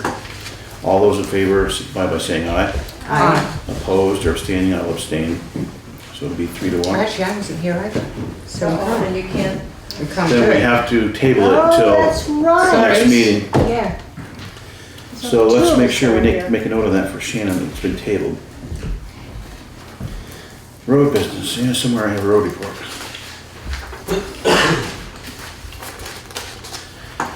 As far as roads goes, the roads are shaping up pretty well for mud season. We're grading, raking, and hauling gravel to the worst roads first. We're gonna get to the side roads next. We've been out with the backhoe cleaning culverts and doing some ditch repairs as well. It's gonna take a while to get around to all the roads. We have started to clean intersections and bridges as well. As far as the equipment goes, the 2011 350 pickup is going to Grand Ford Friday. It's got some U-joint problems in the front axles to be fixed. The grader is still having skipping problems, and Nortrack's been down quite a few times, and it goes okay for a while and it skips again, and you can't seem to figure it out. In the meantime, we're throwing money at it. The old 07 F-350, the 1 ton that we had before we bought the new truck, has been sold, and that's gone. Steepway Road, as most of you, maybe you do or don't know, when AT&T was putting up the cell tower site on backside of Newfane Hill, or this side of Newfane Hill, they had a company come in doing the work, and they decided to take it upon themselves to haul stone and fill our ditches in and leave a bunch of stone in the road. So I had Shannon write a letter to the cell tower company and actually the state of Vermont to ask them to come fix the road. We did get an email back that they will be down to fix that road soon. We have told them that they need to bring it back up to what it was before, because we had just fixed that road pretty well with a lot of gravel last fall. So we'll be keeping an eye on that, making sure they get that done. Right now it's not impassable, but it's really rough to try to get over, and we're getting a lot of complaints about it. Loader bids, we're trying out different loaders to see which one will be best for town. We're gonna open bids tonight, but we won't make a decision on it until we have a chance to review each bid and try out all the different loaders. Our favorite arch bridge that we were just talking about will be closed from 8 in the morning until 5 in the afternoon. Tentatively, right now, it's scheduled to start the 25th of this month, and it'll go for probably 2 weeks. They're going to be doing some borings down into the ledge to see how much ledge is there. It's just, basically they're doing it for the plans for the new bridge. Trying to get some signboards from Vtrans to use on Route 30 to detour traffic over Grimes Hill while this work's being done. But I haven't got a hold of Mark Pickering yet. Like I said, it could take up to 10 days for the work to be done. The town garage has a new fire alarm system that was just installed last week. This was done through a grant from VLCT that I applied for last year, and we got a 50% match. It was approved by the prior board last year.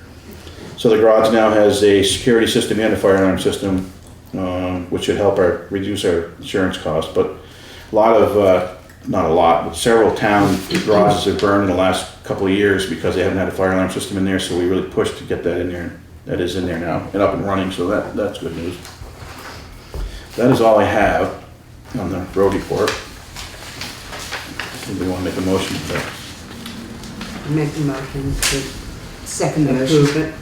Second the motion. Motion's been made and seconded to approve the road foreman's report. Is there any discussion? On Steepway, can we put up a sign, unsafe to travel? I kept a couple of bikers from going over that road. They would have had a disaster. Probably gonna put up road close signs, just because it's pretty bad. If you put it close, you're on your own to use Yeah. it.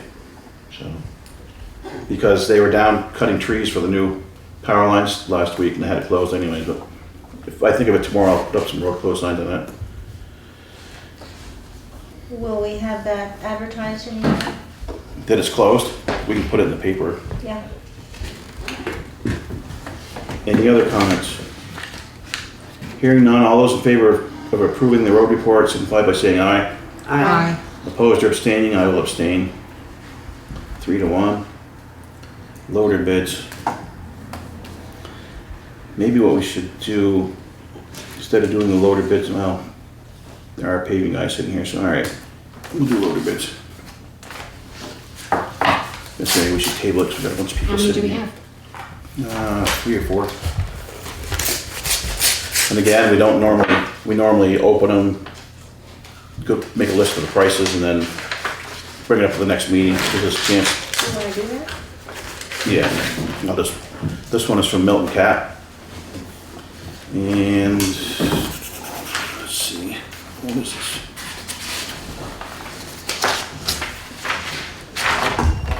All right. It's got 2 separate quotes here.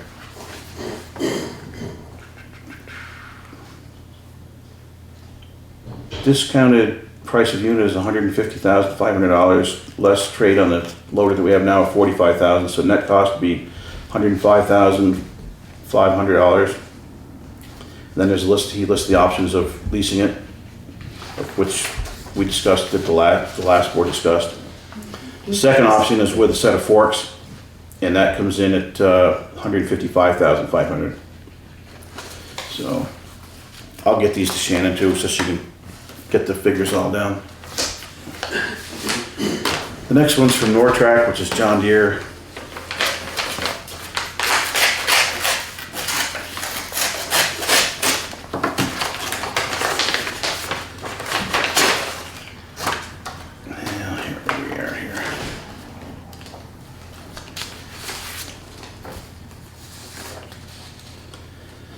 Discounted price of unit is $136,900. Less trade of the cat would be $45,000. Net cost would be $91,900. And then he goes into lease options on this one too. So we have to decide which one's better.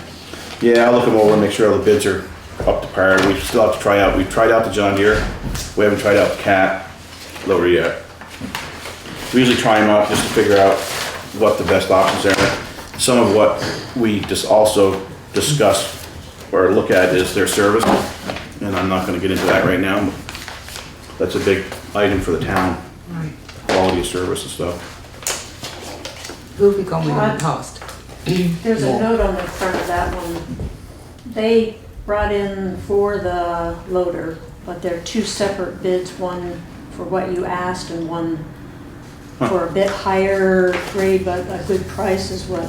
Oh, yeah. This one is from Chadwick Mayross. I'm not sure which loader he's been on.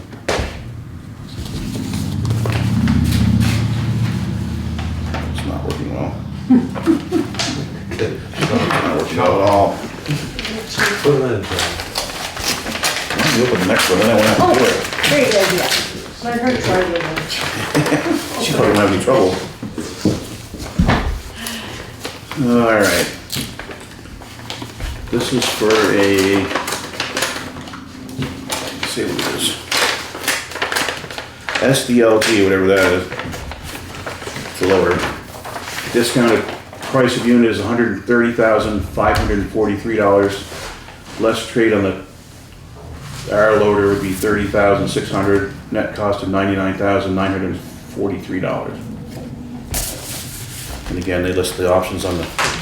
We decided to lease it this time, save the town a little bit of upfront money. You have pretty good experience on service though, don't you, between these companies? Yeah. The second loader, which is the same thing, I think. It's just a second bid. Yeah, it's just a second bid. Discounted price of $115,196. It's gone up. And the less trade for the cat loader is $30,600 for a net cost of $84,596. So I'll review these and at the next meeting we have, we'll decide which way to go. So, paving bids. I believe the paving was put out to bid as price per ton in place, so that's how we will go about this. The paving guys are out there, that's the way you bid on it, right? Price per ton in place.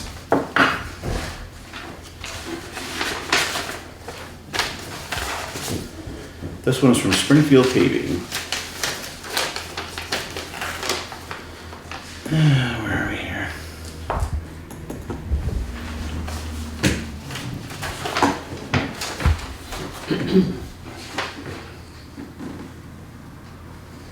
Price per ton in place is $73.80. Basin Brothers.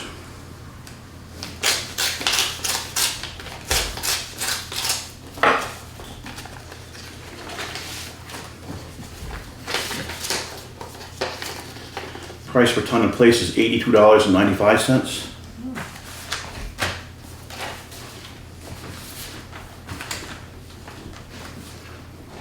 Vermont Roadworks.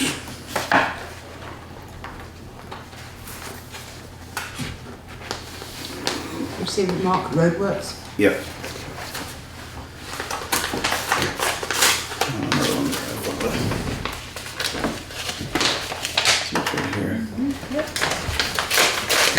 This is paving Dover Road from Stratton Hill, approximately a mile, up to the next bridge up, which is Monroe's Bridge.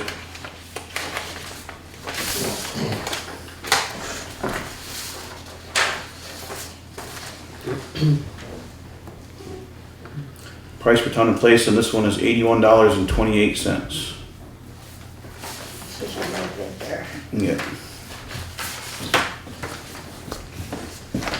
This one is Lane Construction.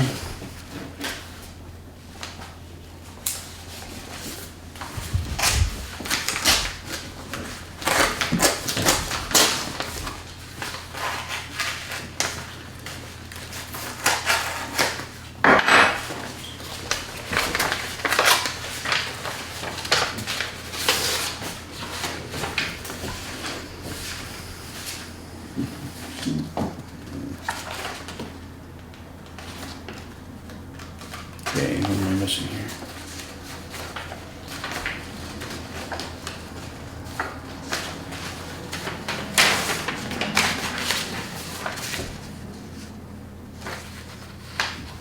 It's on the last page. Must be. They're gonna do it free. Price per ton in place for Lane Construction is $83.22. So our lowest one would be This one. Springfield Paving. Springfield, we got 7380. Somebody wanna make a motion, or? Yep. I make a motion that we use Springfield paving for the paving bid, as a paving bid. $73.80 per Yeah. ton. Are all the conditions identical? Well, we haven't, I mean, it's bid price per ton in place, so. We've been through this once before, when it was bid price per ton in place, then we went and did something different, and it doesn't work well. So. We work with all the companies that are here, so it's not like we don't know them. We know some other better than others will. So the motion's been made and seconded to go with Springfield Paving at a price of $73.80. Price per ton in place. Is there any discussion? Anybody out there?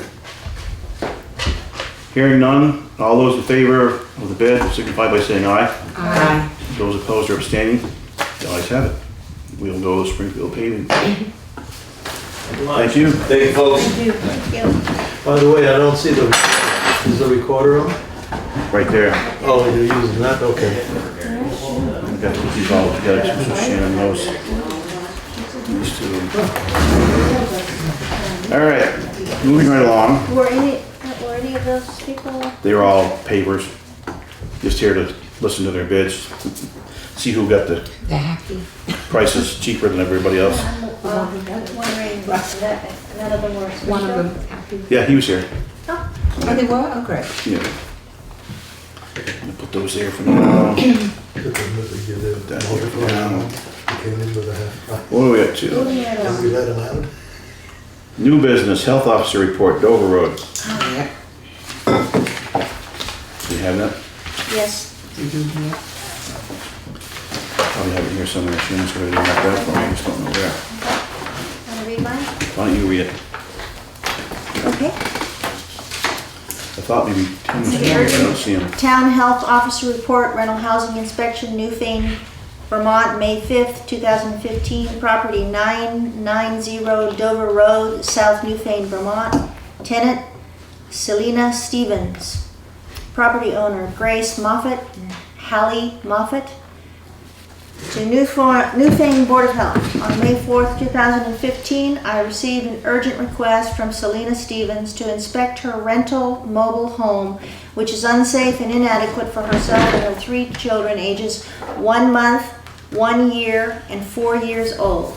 She is seeking emergency housing placement. On 5/15 on that date, I inspected the property with the following findings and conclusions. 1. Around the trailer are extensive piles of debris, including obvious rotting household garbage and trash. This constitutes the maintenance of a private trash dump, which is in violation of town and state ordinances and requires expeditious cleanup. That's why I'm not reading it. The septic system, including both toilet and gray water of the trailer, appears to be draining directly on the ground underneath the dwelling place. There is black, foul-smelling effluent seeping out from underneath the trailer. This constitutes a gross violation of housing and rental code and renders it unsafe, especially for young children. Since there's probably no way to expeditiously rectify this problem, the premises should be vacated by this family. The polluted area should be covered heavily with powdered limestone and straw to reduce potential for exposure to local populace and pets. 3. There is no cook stove in the kitchen.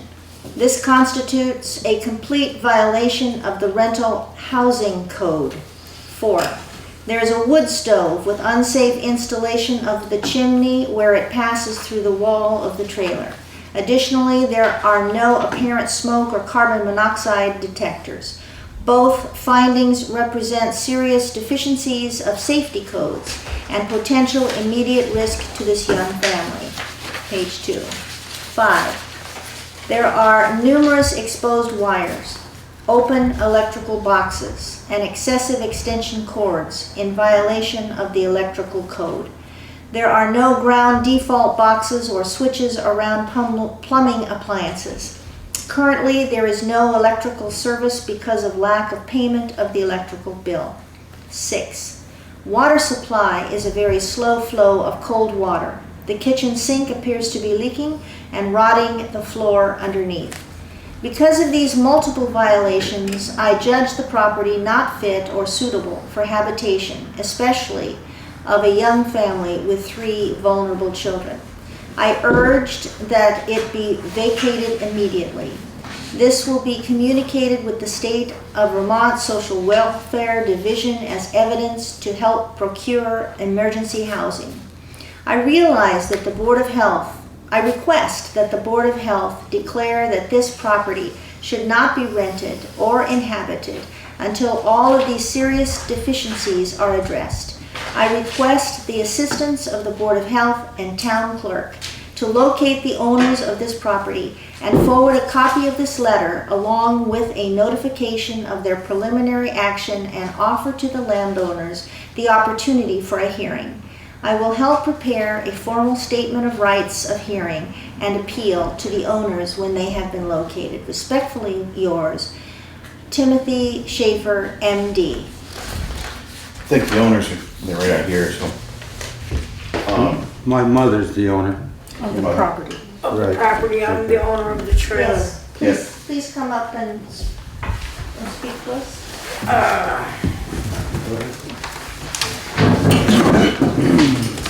Everything on this list was the tenant.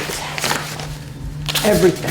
Everything, I'm sorry, I didn't hear what. Everything on this list was the tenant. The trailer, that was all them. They just set it outside. In the beginning of the year, I was in another state. I came back just before Super Bowl Sunday. There was snow everywhere, so I couldn't really get the impact of it. The trash was the owner. The septic and the gray water, I did not know that the gray water was going on the ground. Again, I wasn't told by the tenants. The septic, when we put the trailer in, my son and I, all the connections were secure and in there, and they were new. So, I don't know how the septic happened. No cook stove, the tenant removed it. The tenant removed it. No cook stove. Wood stove, I asked them not to install that thing because I knew that they would not do it properly. And while I was gone, when I came back, wham, there it is. I had no control over that. What else? Numerous exposed wires. That was Selena's sister. Selena's sister dug up, they didn't tell me that they were having electrical problems. Her sister decided to come up and just rewire it. She moved she removed the bathroom sink without permission. She moved the hot water tank from its cubby into the bathroom.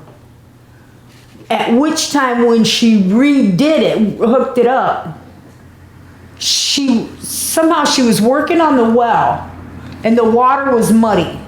She just hooked it up, and so the muddy water got into the hot water heater and fried the. Yeah. Which I had no idea. I found this out afterwards. And when I did, I told them, there was no reason for it. And the water, they messed with the well. Her sister went up there and dug it. For years we've lived there. The water pressure's been good. Her sister went up and dug in the well for some reason. I do not know why. She was doing it at 10 o'clock at night in the dark. And then there goes the water flow. Lack of payment of the electric bill. That's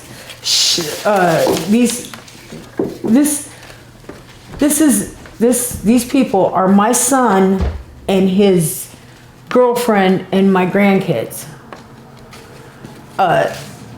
The lack of payment of the electric bill, she didn't pay any bills at all. She didn't pay rent, nothing, for the whole time they lived there. So I guess the next question is, what's your plans? Go ahead. Sure. Here's the deal. I'm Grace's son. She called me a week ago or so and said she was gonna deed the land to me, providing I catch the taxes up. I agreed I would. I also agreed to clean up the mess, which I've already started. I noticed it was getting. I've already started to take the trailer down. All these problems on here will be gone. All I ask for is a little bit of time. Yeah. I'm a one-man show, but I'm doing it, and I'll get it done.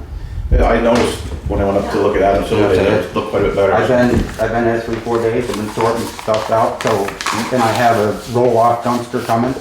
So, bear with me. I think that's all the town can ask for. And bear with me. Give me a little time, and the proof will be in the pudding. You'll see. That's good. What's feel happening good with the that. children meanwhile? Are they still on the premises? Nobody. Zero. Nobody's They there. moved out, they're. Oh yeah, after they destroyed the trailer, the state of Vermont rewarded them they're giving them a Section 8 certificate. Right. So, No matter how this got to the way it is, there's no reason or rhyme for it, and it's wrong. So, I'll take care of it. Okay, Well, that's great. Thank you so much. Thank you Appreciate very that. much. That's great. The town doesn't want any hard feelings over it either, it's just. No, absolutely. And if I run into a problem or if I get stumped, I'll call you. I'll talk to you. Sure, Absolutely. sure, And I am in the process of getting a quick deed done and all this. good. Would you give us an ongoing report? Excuse me? Would you give us an ongoing report? I will, absolutely. Thank you. Thing to do is just stop in here. Shannon won't be back till Wednesday, I think. So- All right. and But she's right, her office is right here. So you can just give her a weekly update or something if you want, that's fine. Absolutely, I will. That'd be fine. Yeah. Gloria? I guess, Gloria Cristelli, town clerk, I guess the question that I have is that, in fact, Hallie owns the trailer. So she needs to dispose of it. Yeah, that was It's going away. The trailer's gonna go away. Okay, The entire trailer's That's what I was gonna go gonna away. ask too, do I need a permit for I'm that? taking care of that. It'll go, it'll be I gone. see the sign going off. Yeah, Well, I guess what I'm saying, Irvin, is that legally she owns it. yes. So together to make sure it's going. Now, are It's you in dumpsters. removing it from the Completely. premises? Yeah, Then just let me know. it's going in a dumpster. We're taking it down. No, if you're going to dismantle it, then yes, you do need to get a permit. Okay. And that, he's in tomorrow, it'll be an easy thing to do. The second thing is, that once it's gone, we need to remove your portion of it from the grand list. Right, Can you what? So just make sure you keep on top of that. okay. So, I missed most of that. So I have to get a permit to take the trailer down the way I am, so I'll stop in tomorrow and get one. Yeah, there's a demolition. I mean, I'm already in, Shannon won't be here though. No, permits are Merle. Merle. The middle guy right there. And kind of, I hate to stop progress, I kind of want to No, go, you- I'd like to you- continue to go. you can keep going. It's just to make sure that she has the legal ownership of that mobile home. So I don't think you as a board are recommending that he get rid of something that's not his property. That's my concern. And then once the mobile home is removed, then it'll be removing that from the land records. So there's Yes. Yeah, Thank- help you with your taxes. Understand. Who signs the permit then? Merle. Merle. Okay, great. Thank you. And Yes. he will be in tomorrow, right? Yes, he's in from 1 to 5 tomorrow. He's right there in that zoning He's administrator's not office there, right but there. he's not here today. He's in this study. You guys got any other questions for us or? No? Can I, No, if I run into a problem, I will have a question, I'm sure. All right, All right, yeah. deal. I guess while Hallie's here, there've been some problems with Ginger. And so she came to me before the meeting. There was a dog bite incident with this dog, so she's going to give the dog to the Humane Society with permission to have the dog put down. Yeah, she can't be biting people. She just, can't, yeah. Okay, because that's, what I had done is drafted a letter to just say, you gotta be tagged, and I told you that the other day. So if that's going to happen Wednesday, then just let me know, or have them call me, and then I'll remove you, and that will be taken care of. Thank you very much. Thanks, guys. Yep. Appreciate it. We really appreciate that you were willing to come here and speak to us in a very heartfelt and urgent manner and just an emotional manner that what's going on with you. And I know it's a difficult situation, and It's just nice to it's see you very guys much- are working yeah. on it. That's Yes. It's we really appreciate it, that you came here and you're taking care of it and you're being responsible. And just for you to know that the town is then supporting you and getting the job done so you can move ahead in your life.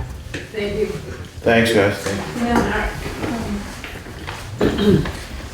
You're gonna have to sign that permit. That's what I was Because you're the owner. That's what I was saying. But I'm just Who's saying, signing it? so if you come in tomorrow, we can make sure, and he could remove it, but Yeah, but she has to sign it. Exactly. Yeah, okay. That's fine. So he gets in at 1? yeah, it gets in. Yeah. Very good. All right. Thanks. All right, Thank you very much. Thank you. We're down, Guess you don't need the draft. we're down to old business, which is park and ride, which Mike Fitzpatrick was supposed to talk about. I know it's been sent, paperwork's been sent up to the state. We wanted to follow up. No. Well, he did the site plan, he did the drawing Yeah. with got the, that. and Shannon helped him with a letter. And it's been sent to Brian McAvoy. We're just waiting to hear back. Could we maybe What's the next step ask then? him to check on it and see where it is in the process? Yeah, or if someone wants to make a note for Shannon to have Shannon call him, see what's up with it. On Wednesday, when she gets Yeah. here? She's gonna be so overloaded. Well, when she can do it gets here. anytime, but Well, Sharon She can can find out add it. specs add it to her list of things to do. so- on Park and Ride. There was one other thing about an old business, and Can I, before you go to another item, can I talk about the park and ride? sure, Okay. My understanding is that now the grading is going to be such that the runoff, the stormwater runoff will go into a swale. I would like to offer to put in a rain garden, which is more effective, and talking about. to have Southeastern Vermont Watershed Alliance become part of that and our master gardeners. So if you can tie us in, that would be great, because I think it'll be much more Can we make a motion? attractive. We don't even need a motion, just have another note for Shannon to, once we get it paved, to have them, or once we know it's gonna be paved, have them get a hold of Gloria. Yeah. And we'll work together, because that's what we talked about doing, is putting that yard. Yeah, I went to a workshop on that Right. and know what kind of plans. Matt Mann is also gonna check on that. Yep. I talked to him tonight, he's gonna call him up and see what he can do with him too, so. I have something on old business, but I didn't I put was it on the gonna say agenda. Yeah, Marion was just gonna, I was gonna just say something Okay. about old business before Gloria. Just, that we spoke last time and Todd was away and taking care of fires, that, we were planning to have a tour given by Todd and maybe Mike of the bridges and the roads in this county that we've been having problems with in the town. And you said that you still have problems with we're just trying to, taking care of the just trying to get caught up. mud season. So do you want to put that off? Why don't you bring it up to the next meeting, have Shannon put on this agenda for the next meeting, and Okay. we'll make a definite date from there. I should know better by then. Okay, great. I also did have a question. Last meeting, we heard that you would be attending the class for the Yes. emergency, and that you may not make it back for the Right. next meeting until 7 7 or 7:30ish. So Yeah, we 7. voted at last meeting to change the meeting time. Right. Is it all right if we vote again to change it back? Sure, we Good. just have to, we have to know that, I think Shannon was gonna warn it. Do we have enough time? Oh, yeah. 2 weeks? Oh, yeah, to- we have enough time. Sure, so we can change it back. Okay, so we'll need a motion. I make a motion that we set the time for the June 15th meeting at Be the 6 first. o'clock. No, No, it's no, June It was 15th. June 15th, yes. June 15th meeting was 6 o'clock instead of 7 o'clock. I second. Oh, go ahead, we have to do the whole thing. Yeah, Go. that's okay. It's June 15th. Motion's been made and seconded to change the June 15th meeting from 7 o'clock back to 6 o'clock.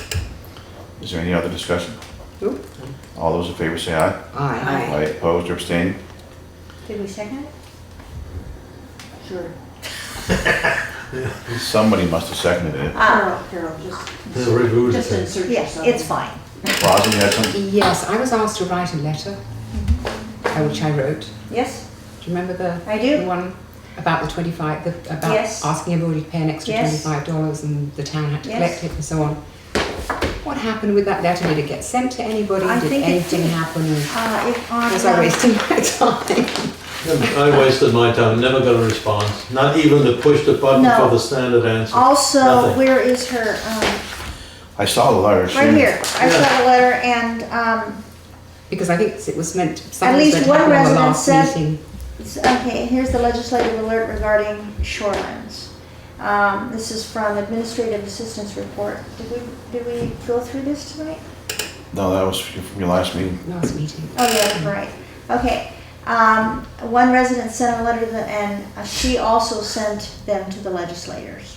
She Yeah, said I did. nothing has been received back as of Great yet. response. And That it's, would- I think it's my understanding that this passed Yes, with the it did. legislature, so it's Yeah. over. Sure did. Okay. But she did send it to the legislature. She did. She Shannon did say. Yeah. Okay, great. And At so that it's time, over. the House had already passed it at that time, so it was Yeah, and it was theoretical. kind of a done deal. But we did make an effort. Yeah. And we really didn't have any time. No, it was just, we were slowly under the gun. There was no real time. Yeah, there wasn't any time to get it done before they voted, so, yeah. Okay. One other Thank thing, Maureen asked, she sent everybody the letter she sends out on email and the cheat sheet of how much is in each count. What she'd like you to do is review it. If you have issues with it, highlight it. Either come in and see her before the next meeting, Okay. and she'll try to answer those questions at the next meeting. She doesn't want to have us come to the meeting and then all of a sudden we ask her 20 questions about things. Right. So if you see something in that report that strikes you, highlight it and bring it into her so she can get us the answers for the next meeting. Yeah. Now,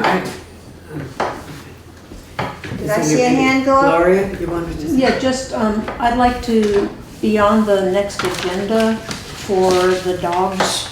It's the time for me to, Yeah. there are 28 dogs that still haven't been licensed with about 20 individuals. So it's Just my ask- time to, Have Shannon put it on Okay. the spot. She'll be here on Wednesday? oh yeah. I got an oldie. What happened to the air quality test? Did We we haven't get got an that. answer? Results haven't come back. The results haven't come back, and Shannon went on vacation, and she's not back yet, so we're waiting till, you know, she can call them and say, where are the results, and, you know, get them here ASAP and before the next meeting. I did some research on my own on the Yeah. air quality, Yeah, and I came up with a revolutionary solution. Yeah. Open the windows. You know, this is a Yeah, genius right in the thought. middle of winter. Even in the middle of the Yes, winter. 10 Fresh minutes. air, never hurt anybody. Change the air and close the window. freeze to death.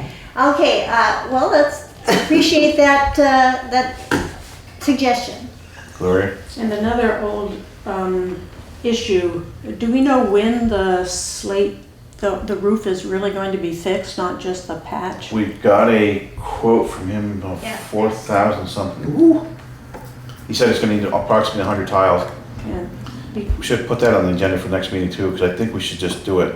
Because Because- she put it out and he's the only one that bid. Yeah, because seriously, There was two that came off it today that I picked up on the lawn, so. did you see the ones in the corner coming in here? I was here Saturday doing some garden club stuff, and I picked up the slates and put them on there, and I was standing right where there are now two big slates that came down. I might have been standing on Saturday. have the quote. So this is, to me, this is scary.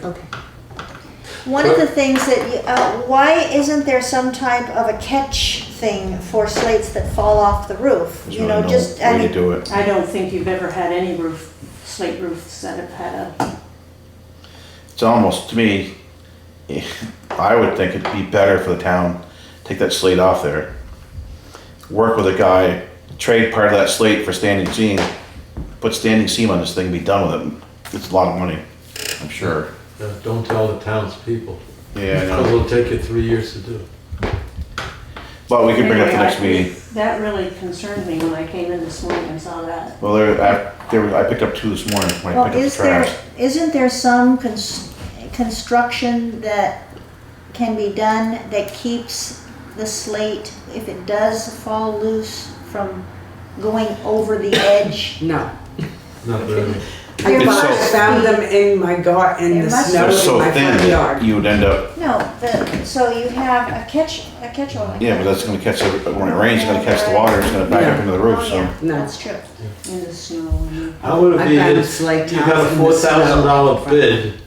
Probably cost you only 10,000 more to take it all off and put on shingles. I mean, asphalt. Because we can't Asphalt. wait to, Asbestos? No. Well, What's allowed? standing Asphalt. seam is Asphalt better. shingles. It's Yeah. not a historic If we building. put in standing seam, later on we could put in solar and heat the whole building. anyway, can we just do something so somebody doesn't get killed this summer, Yeah. like me? I'll talk to Shannon, because I know we did put it out to bid, we got the price back. But There should be money in the budget for it, But- for that much. It's one of those almost emergency type thing to get it fixed, because it's gonna start leaking over the new addition now. There's 3 or 4 right in a row that have come off. It's gotta be a hole there somewhere. You had 18,000 in the town office improvement left. Right. So there's already 22. Yeah. Todd, a reminder that on the June 1st agenda,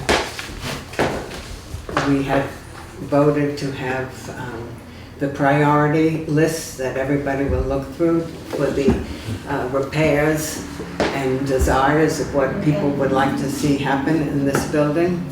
And as I told you, I'm not going to be here. I have to go for a medical appointment in New York. So what I did today was I wrote a letter that I would like to pass out to everybody before next week, next meeting, with my priorities.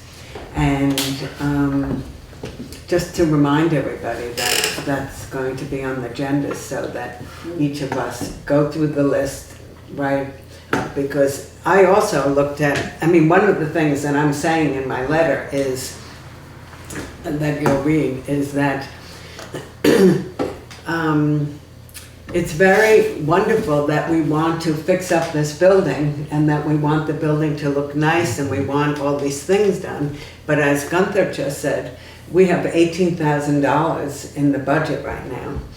And where is the money going to come from for all these projects is a concern of mine. That I think we need to be very careful and responsible as a board and to the public that before we go ahead and do all these things and promise the town that we're gonna fix everything up, that we have to make sure we have the money for it.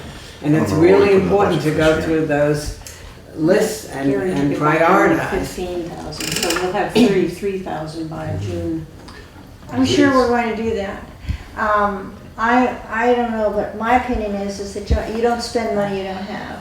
And basically, I think that is looking forward when we get to the budget part of our work, that we look forward just like any household does. You put aside a little bit for maintenance. You put aside for emergencies, rainy days.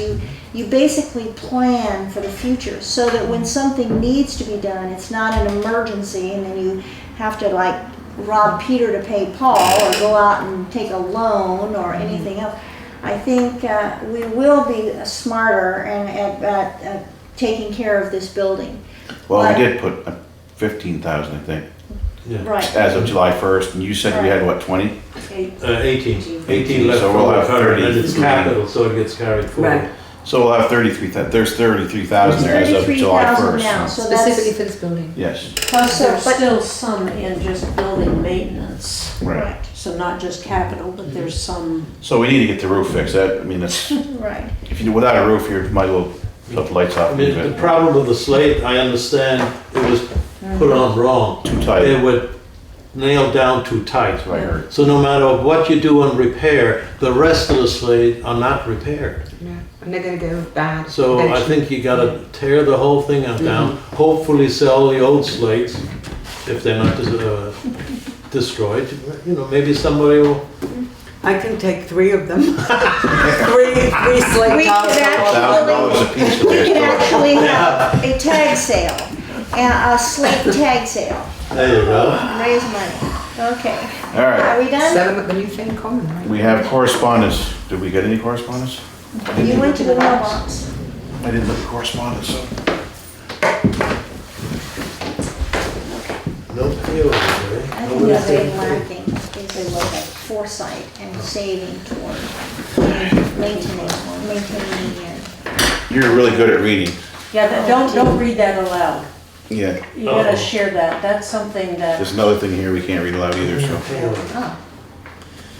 Oh, Maureen did give us what the concern about the Williamsville Hall costing $100 to clean it and charging the town for it. So normally it's 2.5 hours, And how much was it this time? $100.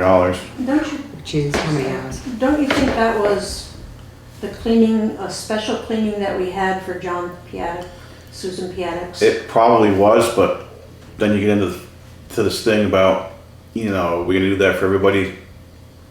But I think I mean, Shannon. it's already paid. Yeah, and So- and I think what happened there, I thought Shannon had talked to you, because we kept that open and, I mean, I understand, I think that was a very different element from anything else that's ever Right. happened in the town, so, Just something that she wants us to keep an eye on. yeah. She thought maybe the Williamsville Hall Committee, if they're raising money for it, would help pay for it. But we have a thing from VLCT News. I don't know if you guys get this or not. But it usually goes to Online. Shannon and then, it'll be here. Online. you got this one? No, online. Oh, online, yes, we did it online. But We no, have I've here. never got them. Department of Health. Oh, yeah. Oh, this is just educational stuff. Yeah. But this is about a dog incident. I'm gonna look that up. Oh, We already pretty much This is a different dog incident, I think. This is the first one, I think, Ah. right? Yeah, On and that private one again, land. it was on a private road. that Right, it's already pretty our- much Our taken care of. ordinance doesn't cover. It's taken. Basically, she put this on your email, Yeah, what, you know, the letters she wrote and stuff. Basically just telling them that there's nothing we can do because it was on private property. And she did talk to the owner of the dog the next day. She came in. And she said she was gonna keep the dog. She has a underground fence and somehow it failed. She's gonna keep the dog. So yeah, there's that's that. been taken care of. We have this from Doris. This is, I'll pass it out, but don't say anything. It kind of explains itself. Thank you. There's one there for Shannon, actually, one there for Mike. Other than that, I think we're done with correspondence. I'm making a mess here. I don't know if I can figure out where to put all those back. Just have pay orders. Yes, we do have pay orders. If two people want to do the pay orders, I'll try to sort out the rest of this mess. Thank you very much for coming. Okay. And, Thanks. Thank you, have a good evening. giving us your good advice, Well, that- suggestions. It was free, so. I know.